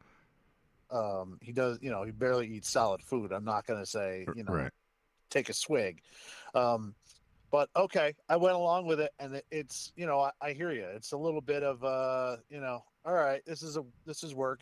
There is an element to say that it's a professional environment, and that discipline and that type of atmosphere is warranted. But it also has to fit the personnel you have. I've never really thought that anybody's personality or anything was being limited. Maybe it has been, and I haven't noticed it. I don't know. I've always thought Josh had a pretty good personality. He's for sure. Every commercial break, no matter what you're watching, he's in. Nor what teams you're watching. I like when you're watching like the Rams, and then there's a commercial for SoFi. They're playing in SoFi Stadium, and it's Josh Allen. Right, it's Josh. It's my favorite. It's Deion Dawkins. There's always been pretty good personalities. Maybe it's been a little bit tighter on the defensive side, but I don't know. Maybe this will loosen things up and give them a little bit more freedom to, as he said, be themselves. We'll see. Sometimes that comes with a little bit undisciplined stuff. But we talked about it a couple weeks ago. There's always a transfer between coaches of one style to another. You never go from, Bear Bryant to Vince Lombardi. Right. Those are the same disciplinarian, hardcore guys. It's Vince Lombardi to Rex Ryan. Like, that's what happens. So there is a little bit of a switch there. I've got no problem with Joe Brady, as far as him getting the job. I did see one good comparison that I hadn't thought about on Twitter. That was the Bills might have been at a position where it was similar to the Falcons, where they were good and Arthur Smith was the coach and they had the young prodigy and Shanahan as the offensive coordinator, and they chose to stay with the older guy, and they let Shanahan walk. Yeah. And he ends up being the young prodigy for San Francisco and taking them to the NFC Championship game every other year, the Super Bowl 2-3 times. Now, he hasn't won, but he's also been there with, Garoppolo. He's Sure. he's dragging the last pick in the draft to the goddamn Super Bowl. Well, and they're So- a conversation. They're in the conversation every year. When they miss the playoffs, it's surprising. You know, they've become a very solid franchise again. Right. And the Falcons chose wrong. And here the Bills have somebody that obviously most of the rest of the league also considers to be in that similar category, who's had a lot of success, who you could say didn't have great pieces but still made it work somehow this year. And they're not going to let him out the door. They're going to roll the dice with him. You know, he was also a major part of what, even after this year, is, in my opinion, still the best offensive team that I've ever seen in college football, which is that 2019 Joe Burrow-led LSU Tigers. He was the co-offensive coordinator for that. You know, so he certainly has bones. He's called plays, which to me was a big thing. If you're going to have a coach that hasn't even called plays, I don't know how that works. And he's been around the program and knows everybody involved and can kind of hit the ground running. I love the offensive coordinator move that he made here today. I know you sent that to me earlier. I totally am blanking on the guy's name Pete right Carmichael. now. But Pete Carmichael. And I like it for numerous reasons. One, because I think it's going to give a little bit more under center play action for Josh, which I think he is the best at in the league, probably other than Stafford. That the threat of the running game opens up so much for Josh in those situations. And coming from under center, they're just really, really good, especially with the tight ends too. They're very good in that game. Carmichael is of that ilk. That's one. Two, Carmichael has spent most of his coaching career as the offensive coordinator for Sean Payton, which, if you know, Sean Payton calls the plays as the head coach. But Carmichael is the offensive coordinator, and he's not only hiring an experienced coach, but he's hiring an experienced coach that is stepping into a role he's okay with. And that is very unusual. To find an experienced coach at Carmichael's stage of his career that would be willing to go in and take the offensive coordinator job but not call the plays is unusual. Look no further than the New York Jets, who looked like they had a deal all but done for defensive coordinator in Wink Martindale, and then Wink flies to Florham Park only to find out that the head coach, who just presided over a team that was terrible, wants to meddle and call plays sometimes. And he's like, I'm not doing that. If you're going to make me the defensive coordinator, I'm going to run the defense. And that fell apart, and they ended up hiring some other young guy that's never done it before because they had to settle for a guy that's willing to let the head coach meddle in a way. I don't see it as meddling here with Brady as much as that, but well, not when it's clearly defined still, right at the top, and you're bringing in a guy like he promotes himself as a part of the Sean Payton coaching tree. So the name Sean Payton keeps coming out of Brady's mouth. That means that's my idol, that's my hero, that's who I looked up to, or that's who I look up to. That's the kind of that's where I learned the system of the structure of a coaching staff, and he's trying to emulate that with the best available guy for that spot. This is a guy in Carmichael who he got to New Orleans in 2006, the same year as Drew Brees. Started off as a quarterbacks coach, became quarterbacks and passing coordinator, and then within, I think, 3 years became offensive coordinator and held that position for 15 years. The duration of Drew Brees' NFL career was under this guy's watch. And yeah, Peyton's calling the plays, but you can't have Peyton. And Brady's looking, and he made a big thing about I'm not going to hire friends. I'm not in this to hire friends. I get one chance to be a head coach. I'm here to hire the best coaches. That doesn't preclude acquaintances from the past. I think you still have to know guys, right? Like I and trust guys. I feel like there's criticism right away. Like he said he's not going to hire his friends. This guy seems like it's his friend. Like yeah, they're gonna be friends, but I'm not hiring people because they're my friends. I'm hiring I've always said this. You are my friend. How did you become my friend? You became my friend because we both worked in the same business and had similar sensibilities and worked well together. And when I saw an opportunity, I'm like, hey, I could use a guy, call Scott. And then the next thing you know, you're working at a new place. Like, oh, that's how it goes. Like, if I become the head coach, I'm going to seek out the people that I know are awesome at this. So that's the move. Yeah, you have a relationship with him, but I don't know. I don't feel like he should have to apologize for knowing somebody after he said, I'm not here to hire my friends. That's true. I'm not here to hire my friends. I'm here to hire the best workers. Some of the best workers become my friends because we work so well together. And I don't know. I think that's a pretty apt comparison, no? Yeah, no, I agree. And, you know, a lot of – we've heard Coach Lembo over at UB talk about the fact that,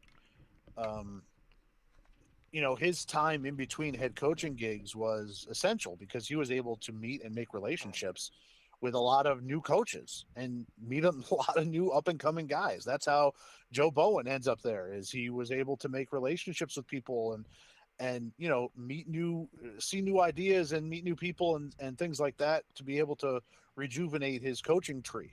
So, you know, it's an important part of it. And again, for a young head coach to be able to have a guy that he trusts, has worked with, has a similar view of him and a similar view of the game as him, and is also comfortable with the position of being the offensive coordinator without directly calling plays is, I think, a coup for him to be able to say, I have this side of, I trust that what this side of the ball is now is going to be what I want.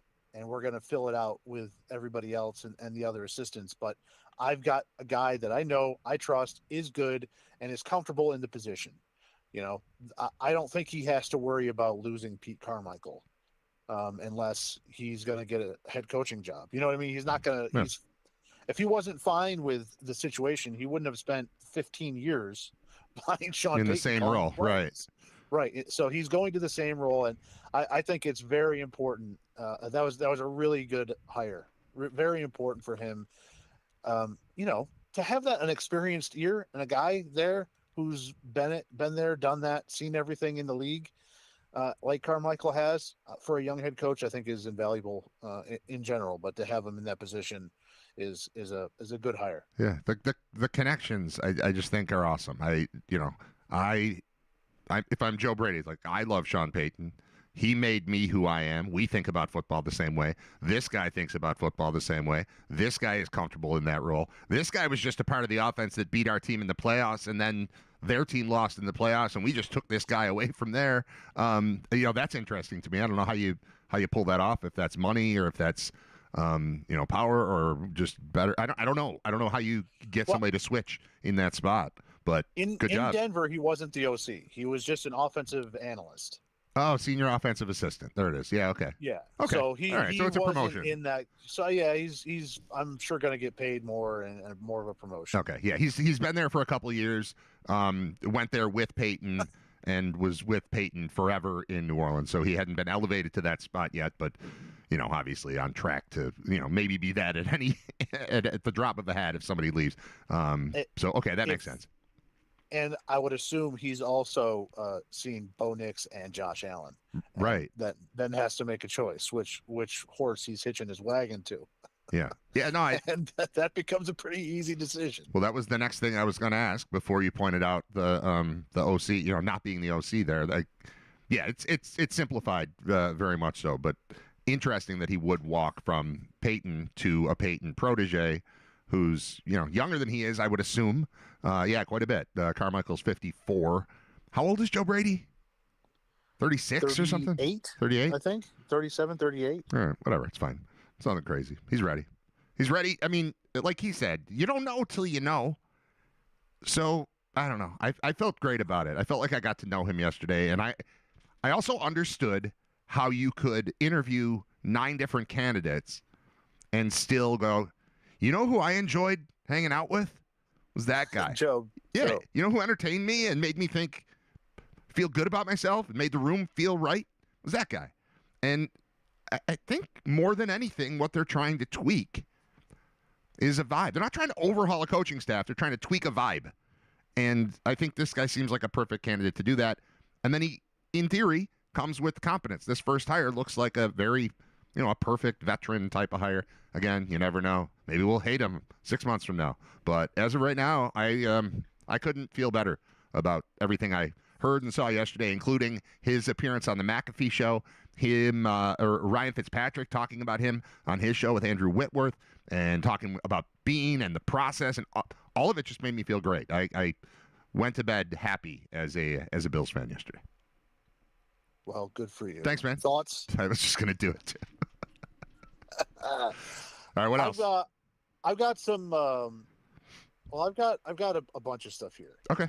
So I'm going to start with just a couple of quick college notes before we get to. I mean, there's only one NFL game left.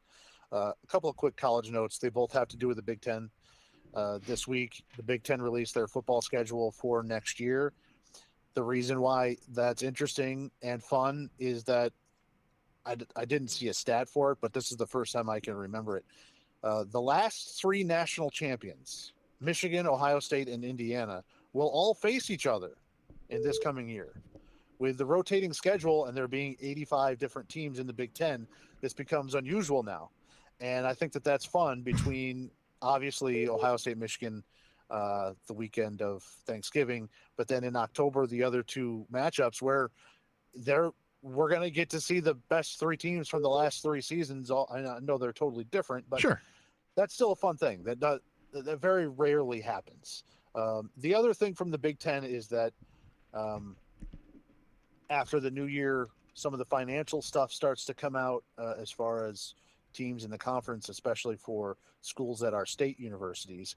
One of the state universities in the Big Ten is Rutgers. It's technically the State University of New Jersey. And they put out their financials, and since joining the Big Ten in 2014, they have lost $516 million. Oh, my God. How much of that was to us? Virtually impossible to do, seeing as the Big Ten has one of, if not the largest TV deals. Like each program gets like $60 million a year just from TV rights alone, let alone the football games, the basketball games, and everything else. To lose $500 million in 10 years is staggering. And it's why you see some of these schools considering taking on the private financial money that schools like Utah are taking on private investors, which will get them money in the short term. But as we've seen from every other business that investing like that has ever become a part of, it will eventually be stripped down and sold to the highest bidder with zero regard for winning. So I think that why would you invest in that? Like, sure, they should turn to investors, but like, hey, I would like you to invest in my business. We lost about $500 million in recent memory, but we think we could really turn it around if you could just give us $500 million. You know, like, how do you talk somebody into it? I think that the way you would try to approach that is to say, look at Indiana.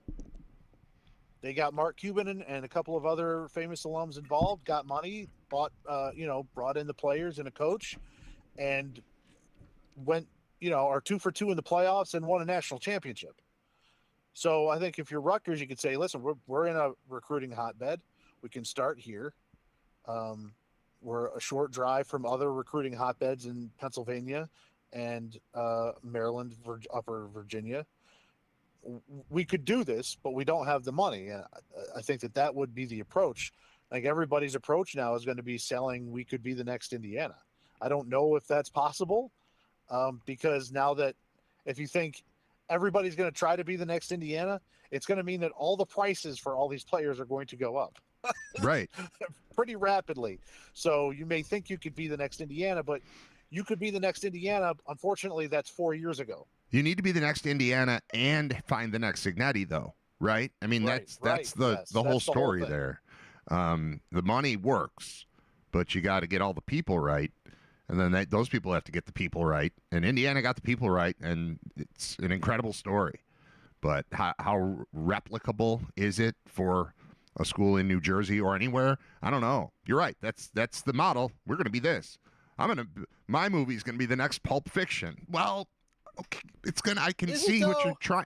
I can see what you're trying to do here, but Eight heads in a duffel bag wasn't quite Pulp Fiction. Like they just Things to Do in Denver When You're Dead was not quite Pulp Fiction. I get that you saw Pulp Fiction and thought you'd make Pulp Fiction again.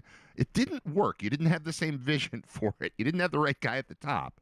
And then you didn't bring in the right people underneath, and it's a disaster. So, yeah, I can see that's the goal, but good luck. Good luck, everyone. Just replicating one of the craziest stories we've ever seen in American sports. Good luck. So transitioning here before we get to a little bit of Super Bowl stuff, the Senior Bowl is going on, and I have come across an offensive lineman that I think we should all fall in love with here. His name is Jennings Dunker. He's an offensive lineman from Iowa. He has red hair, and it's a glorious mullet. Ooh. He is a big dude. If you get a chance to see his interview that he did, I don't know if it was yesterday or 2 days ago, on the NFL Network, it was great because you can tell, first of all, he's got the mullet flowing. He tells a story about how when he was a freshman, he came in, and one of the guys in front of him had a mullet and played great and was like all Big Ten.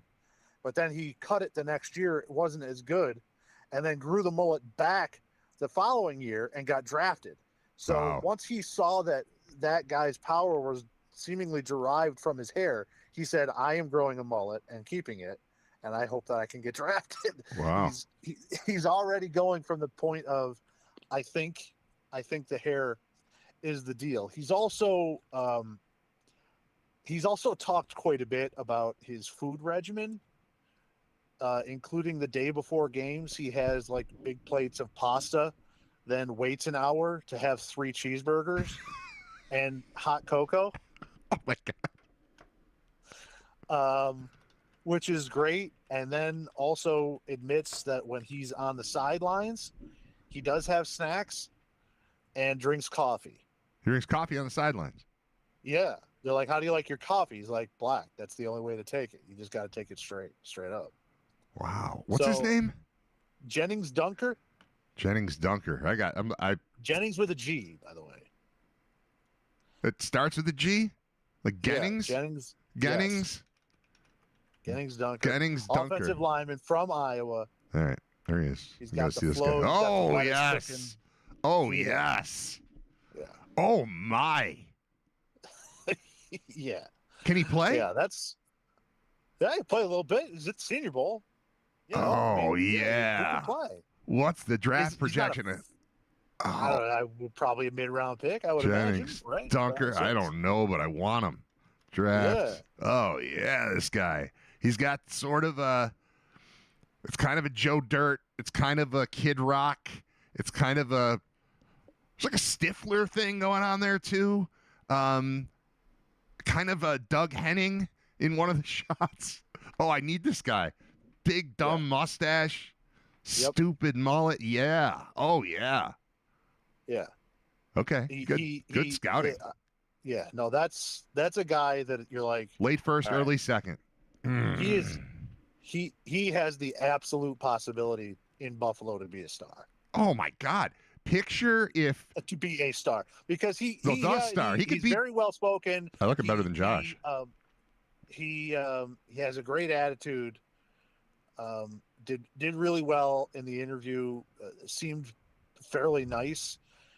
His original plan, he says in the interview that he graduated with some type of like medical / science degree. His original plan was to be a pediatric doctor. Okay. And he's like, but we're doing the football thing for a little bit here. Okay. And it's like, that could be trouble. That could be trouble. Okay. They get into that. Does he love football question? Remember?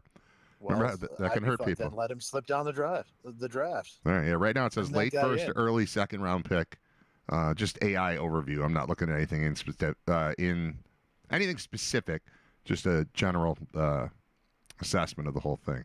I'm trying to find a decent picture of him to actually put on the screen so people can hear. And I like people can see what we're talking about. Yeah, of course. Yeah. Of course. All right. You can go to your next thing. I'm going to find this dude somewhere. O-linemen from Iowa are like, hey, do you like chicks from Miami? Yeah. Yes, I do. As a matter of fact, yes, I do. All right. So my next thing, do we even need to talk about Belichick not making the Hall of Fame? Yeah. I haven't really Okay. discussed it yet.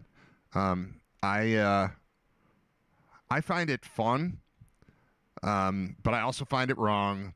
But I also get it because he's going to get in, and this is what voters do. The only power they have to say, I still don't approve of all the things I think you did to get all those titles, and for that reason, I'm not going to let you in. And I would feel like it was a bigger problem if there's 3 people that did it, but there were 50 voters, and of them, more than 10 said no.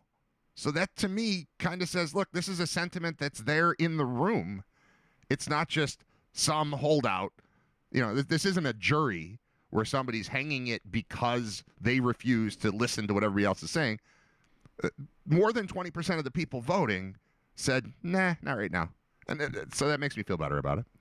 Well, I Plus, think I don't the thing that it is exposing is the problem isn't the voters. I think the problem is the process. And you and I talk about this all the time, about how all these Hall of Fames have set arbitrary numbers on how many each year can get in. And it's like, I feel like you're either a Hall of Famer or you're not. And like, yeah, no Eli minimum, Manning, no maximum, again, just let him in. Or don't. right. Yeah. So like, is Eli Manning a Hall of Famer or not? And they seem to be playing this game of, well, he's going to wait. He's not a first ballot Hall of Famer. He's not a second ballot Hall. Maybe he's like a 4th or 5th ballot Hall of Famer. Like, what does that mean? That means that he's not a Hall of Famer. I appreciate the writer from Kansas City. I don't know his name. He writes for the Kansas City Star, but he's been the only person that has come out, wrote an article and said, I am one of the people that did not vote for Bill Belichick, and explained his reasoning, and it makes perfect sense. And it was, I only get to vote for 3 of these guys. Right. Yeah, I was going to bring up that part of it. I'm voting for the 3 players that might never get their name in this conversation again. L.C. Greenwood, played, Roger Craig, Kenny Anderson. Right. And they played, and I voted for the players. And if I had a 4th vote, it would have gone to Bill Belichick. But I know he's going to get in. So why would I do that to these players that literally might only get this one opportunity to get into the Hall of Fame, if I deem them worthy enough to get into the Hall of Fame? I think Ken Anderson should be in the Hall of Fame, but that's a different thing. You do or you do not? I do not. Okay. I don't think Ken Anderson should be in the Hall of Fame. I don't think Roger Craig should be in the Hall of Fame either. I can come around on L.C. Greenwood. I grew up thinking Ken Anderson was a regular average quarterback. I missed, his prime, but I saw him in the Super Bowl. I saw him lose to Montana, but Roger Craig, I grew up thinking is an amazing part of the best team that exists. And that's something to me. Like, I felt like I was watching a Hall of Famer then. That said, I've seen 100 running backs since then that I, would rather have on my team than him. But at the time, in the moment, he felt like a massive star on a massive team. And so I can get there. And then L.C. Greenwood is before my time. But you bring up a name from those Steelers teams, and they're all in to me. Like, sure, I don't know which one's which. I just know when I first learned of football, it was the Steelers win all the time, and only the remnants were there. I saw a little bit of Mean Joe Green. I didn't see, but whatever. It doesn't matter. But you can list. Was Blunt the best? Yeah, I think so. I think they were all the best. So I'm good with Greenwood. Plus, I knew him from light beer commercials, which is the most important thing. Yeah. Thanks, Joe. Yeah, I think Belichick. The thing with Belichick is, I think he should get in based on his defensive coordinator abilities. Sure. Alone. And then let alone what happened as a coach. The interesting thing is, if the majority, we know where the Kansas City guy that voted against him is, and it really wasn't about Bill Belichick. It was about the process and the fact that the players, and I agree with that. Also in this, we need to stop putting owners in the Hall of Fame. Kraft was also up to get in the Hall of Fame. Well, yeah, These one are of just these billionaires. They have nothing to do with anything. If one of these players doesn't get in, Kraft will. So Kraft will be in, and Belichick won't, because 3 of the 5 are going in. Right. Right. I think that's my understanding of it. Just should get like an award or something like that. They shouldn't be inducted like this. It's ridiculous. It's one thing when you're Lamar Hunt or Al Davis or Ralph Wilson, and there's like a building aspect to it, but the team fully existed. You bought it, won some championships. Those are a lot of that's in question. And I don't know, like who feels good about that? If the rationale for the other voters that did not put Belichick in is he should be punished for a year because of Spygate and all the scandals that happened around him, will that same interpretation be used for Tom Brady? Because he was directly implicated and directly accused of Deflategate. There's going to be a sentiment, like it or not. I mean, does it get? Well, it won't be in this exact context where it's 50 voters picking 3 out of 5, and it won't be that. He'll just be on the regular ballot. But that sentiment will exist for sure. Someone's going to say, "Hey, we did this to Belichick. He's tied in here. Why would we not?" So, will it be overwhelming enough that he doesn't get in right away? It could. We live in a world where Barry Bonds isn't in the Baseball Hall of Fame, and Clemens isn't, and Rose isn't, and Shoeless Joe Jackson isn't, and and A-Rod, and all these players that define the game in their eras. And they're not there.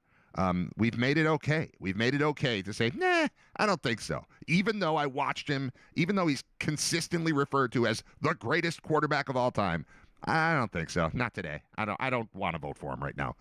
We've made it okay to do that, and that's I don't know. It's kind of a shame, but that's the system that has been set up for these various halls of fame. I do want to let you know that my man here, Jennings, what is it? Jennings Dunker is now on the screen, Scott, instead of you.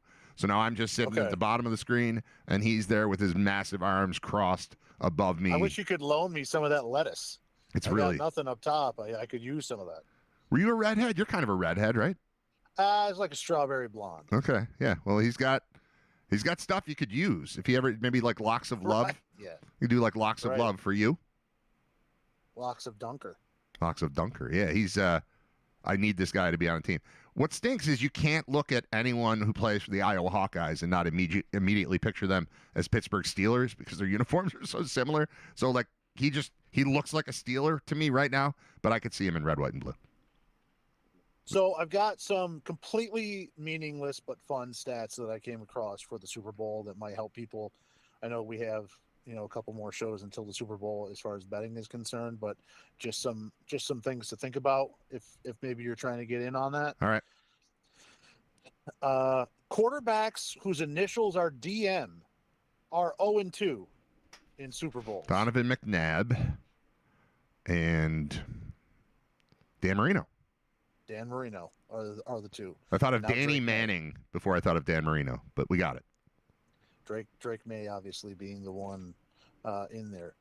Quarterbacks in the Super Bowl whose first and last name end in the same letter. 0-6 since the AFC was created in 1970. Okay, quarterbacks. I don't have a list of those. No, I'm just like the first name I thought of is Blake Bortles. He's nowhere near it. All right, we'll skip it. I don't have anybody in mind.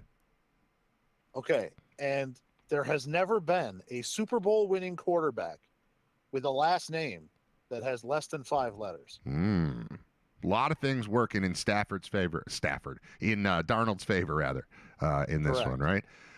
All right, good. Well, I mean, I think there's a reasonable chance that this game is no fun and it's a blowout and it's Seattle, like in a landslide boat race, if you will. I think that's a very reasonable possibility, and I don't see the possibility of that going the other way. So I'm thinking close game if the Patriots are going to, win or lose, that's possible. But I could see Seattle just stomping them.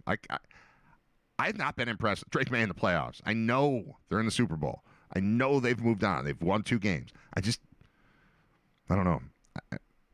Part of it, I know that I don't want to like him, but I do like him. Like, I do think he's got a future. I do fear for the Bills' dominance because they've got a real coach and what appears to be a real quarterback, but I don't think he's there yet. I He's going against Darnold, who, either one of these guys melts down in the Super Bowl, and you're like, I guess I could have seen that coming. But I just think it's more likely on the Patriots side, and I think the Seattle's just got a far superior roster. So here's the other half of my my trivia that you might like. Okay. Super Bowl trivia. Schools that have a Super Bowl winning quarterback. This is colleges now. Colleges that have a Super Bowl winning quarterback and also a Best Actor or Actress Oscar winner. That's going to be tough because I don't know what schools. I mean, like Juilliard has never had a Super Bowl champion, and I feel like that's where the actors are. I don't know what USC. USC has got to be on there, right? Everybody goes to USC. Well, there are 5 schools that have done it. All And right. the reason that this question came across is because it is guaranteed this year that there will be a 6th team added to that. So then it hasn't been USC yet. This is actually the first time a USC quarterback's ever started in the Super Bowl. Sam Darnold, and then either you could John Wayne, Forrest Whitaker have both won. Things for North Carolina, it would be Drake May and then Louise Fletcher. One flew over the cuckoo's nest. Sure. I think. So I've got the 5 that have done it. Okay. There are 3 teams from the state that you would think that is involved with. All right. So Hollywood. UCLA. UCLA has. Do you know the quarterback? Aikman. It's Troy Aikman, and then they actually have one of each, actor and actress. It's Nicolas Cage and Helen Hunt. I don't feel like Nicolas Cage went to high school, let alone college. Yeah, I don't think so either, but it's what it says. Okay, fair enough. Helen Hunt seems educated. All right, what other schools? Stanford. Stanford. Elway has 2 quarterbacks. Elway and Plunkett. Correct. And I'm not going to get an actress. Meg Ryan. Reese Witherspoon. You're in the neighborhood. That's really close. Yeah. Except Reese Witherspoon still has her own face. That's correct. All right. Another California school. There's something super obvious. Cal. Aaron Rodgers. And Gregory Peck. Nice. I like that one. And then there is the other 2. There's an ACC school and a Big Ten school. All right. Big Ten school that we've recently been at. Minnesota. No. Close. Their rival. Nebraska. No. Wisconsin. Sorry. I pictured Russell the Wilson red and then I got the wrong. Friedrich March. I don't know who that is. Me either. The other is a state, Florida ACC team. All right, so I'm going to go Florida State. Brad Johnson. Ooh. And Faye Dunaway. I would have taken a long time on Brad Johnson, I think, so I'm glad you just gave me that one. I appreciate it. I looked it up. Louise Fletcher, I was right, is Nurse Ratched from One Flew Over the Cuckoo's Nest. So it's Cal, Wisconsin, Florida State, Stanford, UCLA, and then either USC or North Carolina will join that. Not really prestigious. It doesn't mean anything. No, but it's interesting. Coincidental group. It's fun. It's fun. I like it. Did any Keeping of those? it, are any of those on the president list? I don't think so. I'm not sure. Stanford. I think Stanford is. Stanford is. I think right? Stanford's one of them because this is Paul Peck's favorite question. Schools that have produced a Super Bowl winning quarterback and a United States president, and I think it was 5, and we could hit 6 with North Carolina. North Carolina. I don't remember who is it, Taft or not. It's like a weird something like that. Taft. 4 letters. May. Is that those all they do? All they do is have 4-letter players and presidents down there. All right, so that's cool. What else? Keeping with the Hollywood theme here, Yeah. I know you and I both enjoy documentaries. Yes. And we've talked about that a bunch. I don't know if you came across Variety's review of the new documentary titled Melania. This morning I saw a bunch of headlines about it, and I didn't click on any of them because I don't care, especially since I heard, like, if this was some, like, cutting-edge no official access type of documentary about her, I might be interested. But when I found out that this was a gift to the Trump family from Netflix, I lost some interest in wanting to see the film. Yeah. And also, there's a clip out there. Apparently, there was like a live feed of the red carpet where you can overhear people working on the red carpet saying, "Yeah, we're just going to have to cut this off because none of these people that are supposed to be here even came." But it's a terrific variety with did not hold anything back as far as their review. Can I read you the headline? Please. Not the headline, but their main quote from this. Yeah. If they showed it on a plane, people would still walk out. Somebody's been waiting to write that. They're like, Yes. I'm going to review Their movies entire life. and one day, like that's how they knew they wanted to be a movie reviewer. Woke up one day with that line in their head. Like, it's got to be the right time. I can't use it on, The Incredibles 2. This has got to be monumentally awful. And when it is, I'm in. All right. That's fantastic. It's gonna hit like crack in the 80s, and that's what has happened. It is everywhere. I mean, that is. If you were reviewing, that would be your last review, right? Because you're never gonna review anything that's gonna hit better than that. Right. No, that's amazing. That's fantastic. I'm not gonna see that movie. I don't think. I am not gonna see it either, but I'm at least intrigued that it's that bad. Not surprised that it's that bad, but certainly intrigued that it is that it's that bad. My only other two things that I have written down here are one, the Olympics starting a week, Winter Olympics over in Italy. Yeah, I found that out when I saw that Lindsey Vonn got airlifted off of a mountain. Yeah. Which, how old is she? That was surprising to me that she's involved, and then it's still, and it surprised me that retired. So she just retired. Okay. Took 6 years off, and then the big thing was she just decided, kind of out of nowhere, with a titanium knee, to come back and make a run at this Olympics, and has actually been one of the top performers in the World Cup circuit this year at Super G and downhill, and was going to be one of the favorites to win the gold medal in Italy, because the mountain and the hill that they're doing it on, she has the most career wins on that hill of anybody anywhere on any hill. So it's almost like she was going to her favorite golf course and was going to get to play the round, the home course, to win the championship. And now here she is a week before in an event, basically a warm-up event. I guess there was some bad weather. Came off of a jump, was a little bit off balance, tried to right it, and then ended up over in the weeds and was limping. So that would suck for Team USA if the person that was not only the hottest, well, I mean, she is hot, but the hottest skier at this time in those events on her favorite hill in her biggest event a week before goes down. Well, and also a recognizable name. Like, Team USA is mad at this, I'm sure, but NBC. I mean, that's a story. I don't pay attention. I didn't know the Olympics were starting in a week, and it got my attention. Lindsey Vonn, I know her. Let's check it out. She's 41, by the way. Here's what she said. This looks like just an hour ago. I crashed, I guess it's yesterday. I crashed today in the downhill race in Switzerland and injured my left knee. I'm discussing the situation with my doctors and team.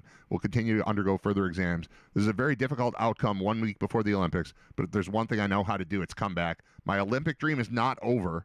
Thank you for all the love and support. I'll give more information when I have it. Thank you to all the medical staff who helped me today. I'm grateful for the incredible help. Thanks to sending my best to Marty Monson, who also had a major crash and injury today. But my Olympic dream is not over is the headline that I clicked there. So maybe something. I don't know. There. I would assume that there's also a call that has been made today for the first alternate on that ski team to their parents, where it's like, hey, remember when I told you I didn't make the team? I was the first one out. You might have to come over to Italy. next week. Yeah. Because, I mean, if she's seriously injured, she can't go. It doesn't mean the U.S. loses that position. Right. They would just put somebody else that also has qualified and has enough World Cup points into that spot. And now all of a sudden, the person that a week before the Olympics wasn't planning on doing anything other than just being there has an opportunity to actually be an Olympian. So that could end up being a fun story for somebody. I mean, they probably come Even in if they like, don't what, ski. 30th, but... Even if they don't ski, though, if they get that the trip to Italy that they didn't think they were going to get, that's fun. Right. Yeah. So come hang out in Olympic Village.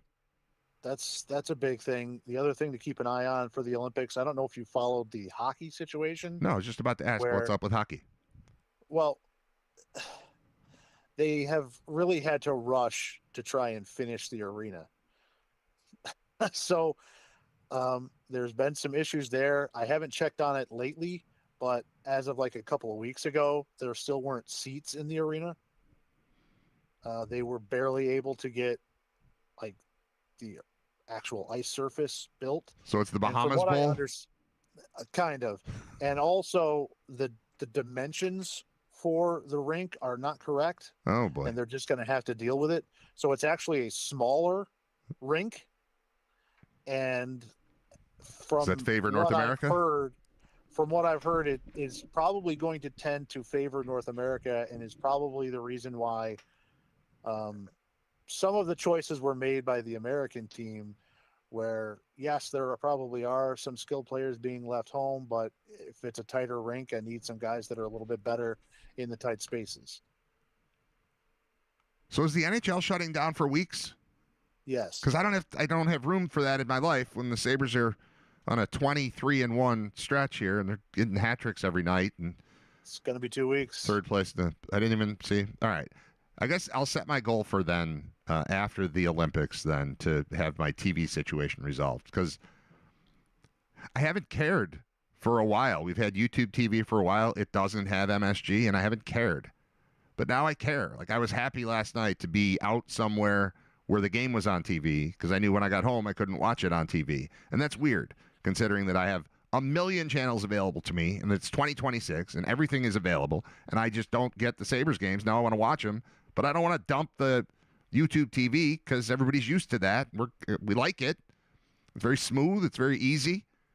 I got to add something. I'm going to have to get another thing. I don't want to get another thing, but I'm going to set it for after the Olympics. I don't have to. Like I was trying to scramble to watch a third period last night when I got home. Like what can I do here? And I couldn't do anything. But this break in the action will get me set up. Then I'll get the TV set up, and then it'll all go south, and I'll be mad that I did it, and it'll be my fault that the Sabres aren't on a tear anymore. Right? That's probably the way it works. But they got a goalie who's won 10 straight games. They got a lot of stuff going on. They're third in the East in goal differential. They've got 5 straight wins, which is the longest streak in the league right now, again, after putting together that 10-game streak. But they've won 20 of 24 since December 8th. And they're putting it on teams. Putting it on them. I think it's time for me to maybe watch them on TV. They're 8 points up. They're 8 points up on the first non-playoff team right now. Like they're comfortably in the playoffs. Is it okay to love again? I don't love it. Just it's okay to watch again. That's all I was looking for. I'm looking for watchable. And then, get me to the playoffs. And I've been explaining to my kids, like, we don't watch hockey because it's been lame for a while. But when your team goes on a run in the playoffs, it's massive pressure-filled, pressure-packed, tension type of game every other night for 2 months. Like, it's crazy. So we're going to have to get caught up here. I got to get the kids. Like, I brought my son Drew on last week. I'm like, how many Sabres can you name? And he said Alex Tuck. And that was it. And that's because kids in his class wear Alex Tuck jerseys or something. That's all he knows. He can tell you, the 4th receiver for the New Orleans Saints, but he can't name a second Buffalo Sabre. I think we need to address that and adjust it in time for the playoffs, a place that it seems like they could very reasonably land this year, finally. My last thing is this weekend is the Royal Rumble in WWE world, and it is going to be covered on ESPN for the first time. That's if you're not familiar with that and you're wondering all of a sudden why this week SportsCenter and different places have been talking about WWE, it's because they have paid to talk about it, and they have. My kids have been into it, so I'm familiar with all this. The Royal Rumble is by far the best pay-per-view event. It's not pay-per-view anymore. You can just get it through ESPN if you have the cable package type of thing. You got to sign up, but you can eventually get it. It's by far the most fun. It's much better than WrestleMania. They just randomly send 30 different guys into the ring every 2 minutes. Well, and then they all hit each other, and it's a lot of fun. It's a lot of fun. And this year it's even more fun because I don't have to wait until 8:00 to see it, because it's in Saudi Arabia. It starts in the afternoon, so I can just get that out of the way and then, resume life. I like having afternoon events better than nighttime events on the weekend. Is there a massive pushback on the Saudi Arabia thing like there was for the Riyadh Comedy Festival? Well, they've been doing it over there so often now that it has kind of gone away. You will notice a big difference if you watch it, that the women have to be covered head to toe, or neck to toe. They're able to they let them keep their hair out, but like usually where they would come in basically in a bikini. Yeah. That's gone. They're like, their arms are, it's like a tight suit, like a Catwoman tight suit. Yeah, on yeah. Most of them. Okay.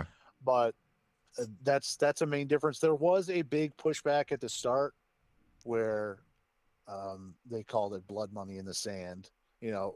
People were calling, but they've had one or two pay-per-views there every year for 5 or 6 years. Oh, okay. The Saudis keep giving them billions of dollars to do it, and they keep taking it and sending it over there, and there hasn't been anywhere near the blowback that the comedians faced. Has there been any thought of putting the women like in a separate venue in at Ford Field so that they could do it the right way? No. Because they're paying for that too. I do remember a couple of years ago, it was a big deal that part of the promotion for the event in Saudi Arabia was they had billboards, and it was the first time that they'd ever allowed a woman on a billboard. That's nice. Something along those lines. And, they're trying to paint it. They're trying to use WWE, was really the first big brand, as kind of a sports washing type of situation where it's like, look, it's not terrible here. We let women drive now and everything, which is a real thing. That's a recent thing. That's nice. Yeah. When did that happen? This year? No, I think that was a couple of years ago. Oh. So, come around. Saudis, just like everything else, just throwing the cash around, and eventually people come around to whatever's going on. All right, cool. Thanks, man. All right. Good to talk to you. We'll talk to you Monday about something. We did a lot today. Something will happen. I feel like more Bills stuff is going to happen now that there's they had the press conference. Now there's an offensive coordinator. I think that starts coming into They line. got to get a DC. Yeah. They got to do DC. That's an important pick. All right. You're on it. You'll be all over all these coaches. I know that. So we'll talk to you then. I'm interested to see if they could. I know he's still under contract. Could they pry Schwartz away from the Browns? Would be interesting now that he's all the head coaching job there in Cleveland. Right. Is there something there that seems like he wants a move? It seems like he does not want to be there. Yeah. Right. So I think I would absolutely be okay with that, and I think that's kind of the collective. I'm fine thought. with Leonard too. Jim Leonard, I like a lot. So. Yeah, me too.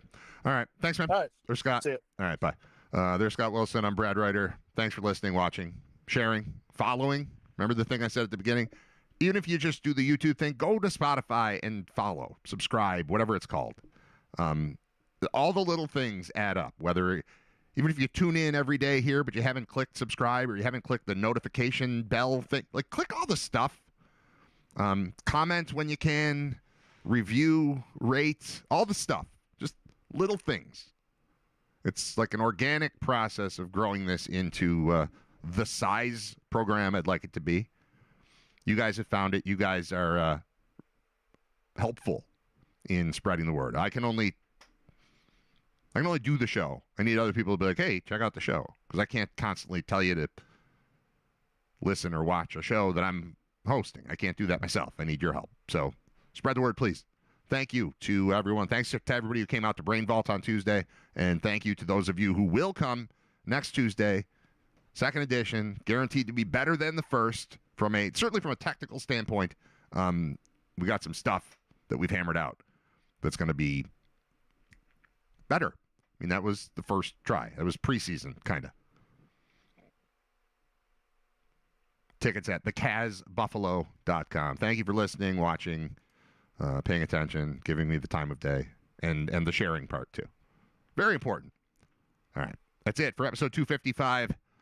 Thank you. Bye. What are you doing for lunch? I don't know. I have a turkey sandwich. We're gonna go around the corner. I think you should come with us. This is a great place. Okay. We brought you a shirt. You get out of here? Will you get out of here? Will you? Now, will you go to lunch? Go to lunch. Will you go to lunch?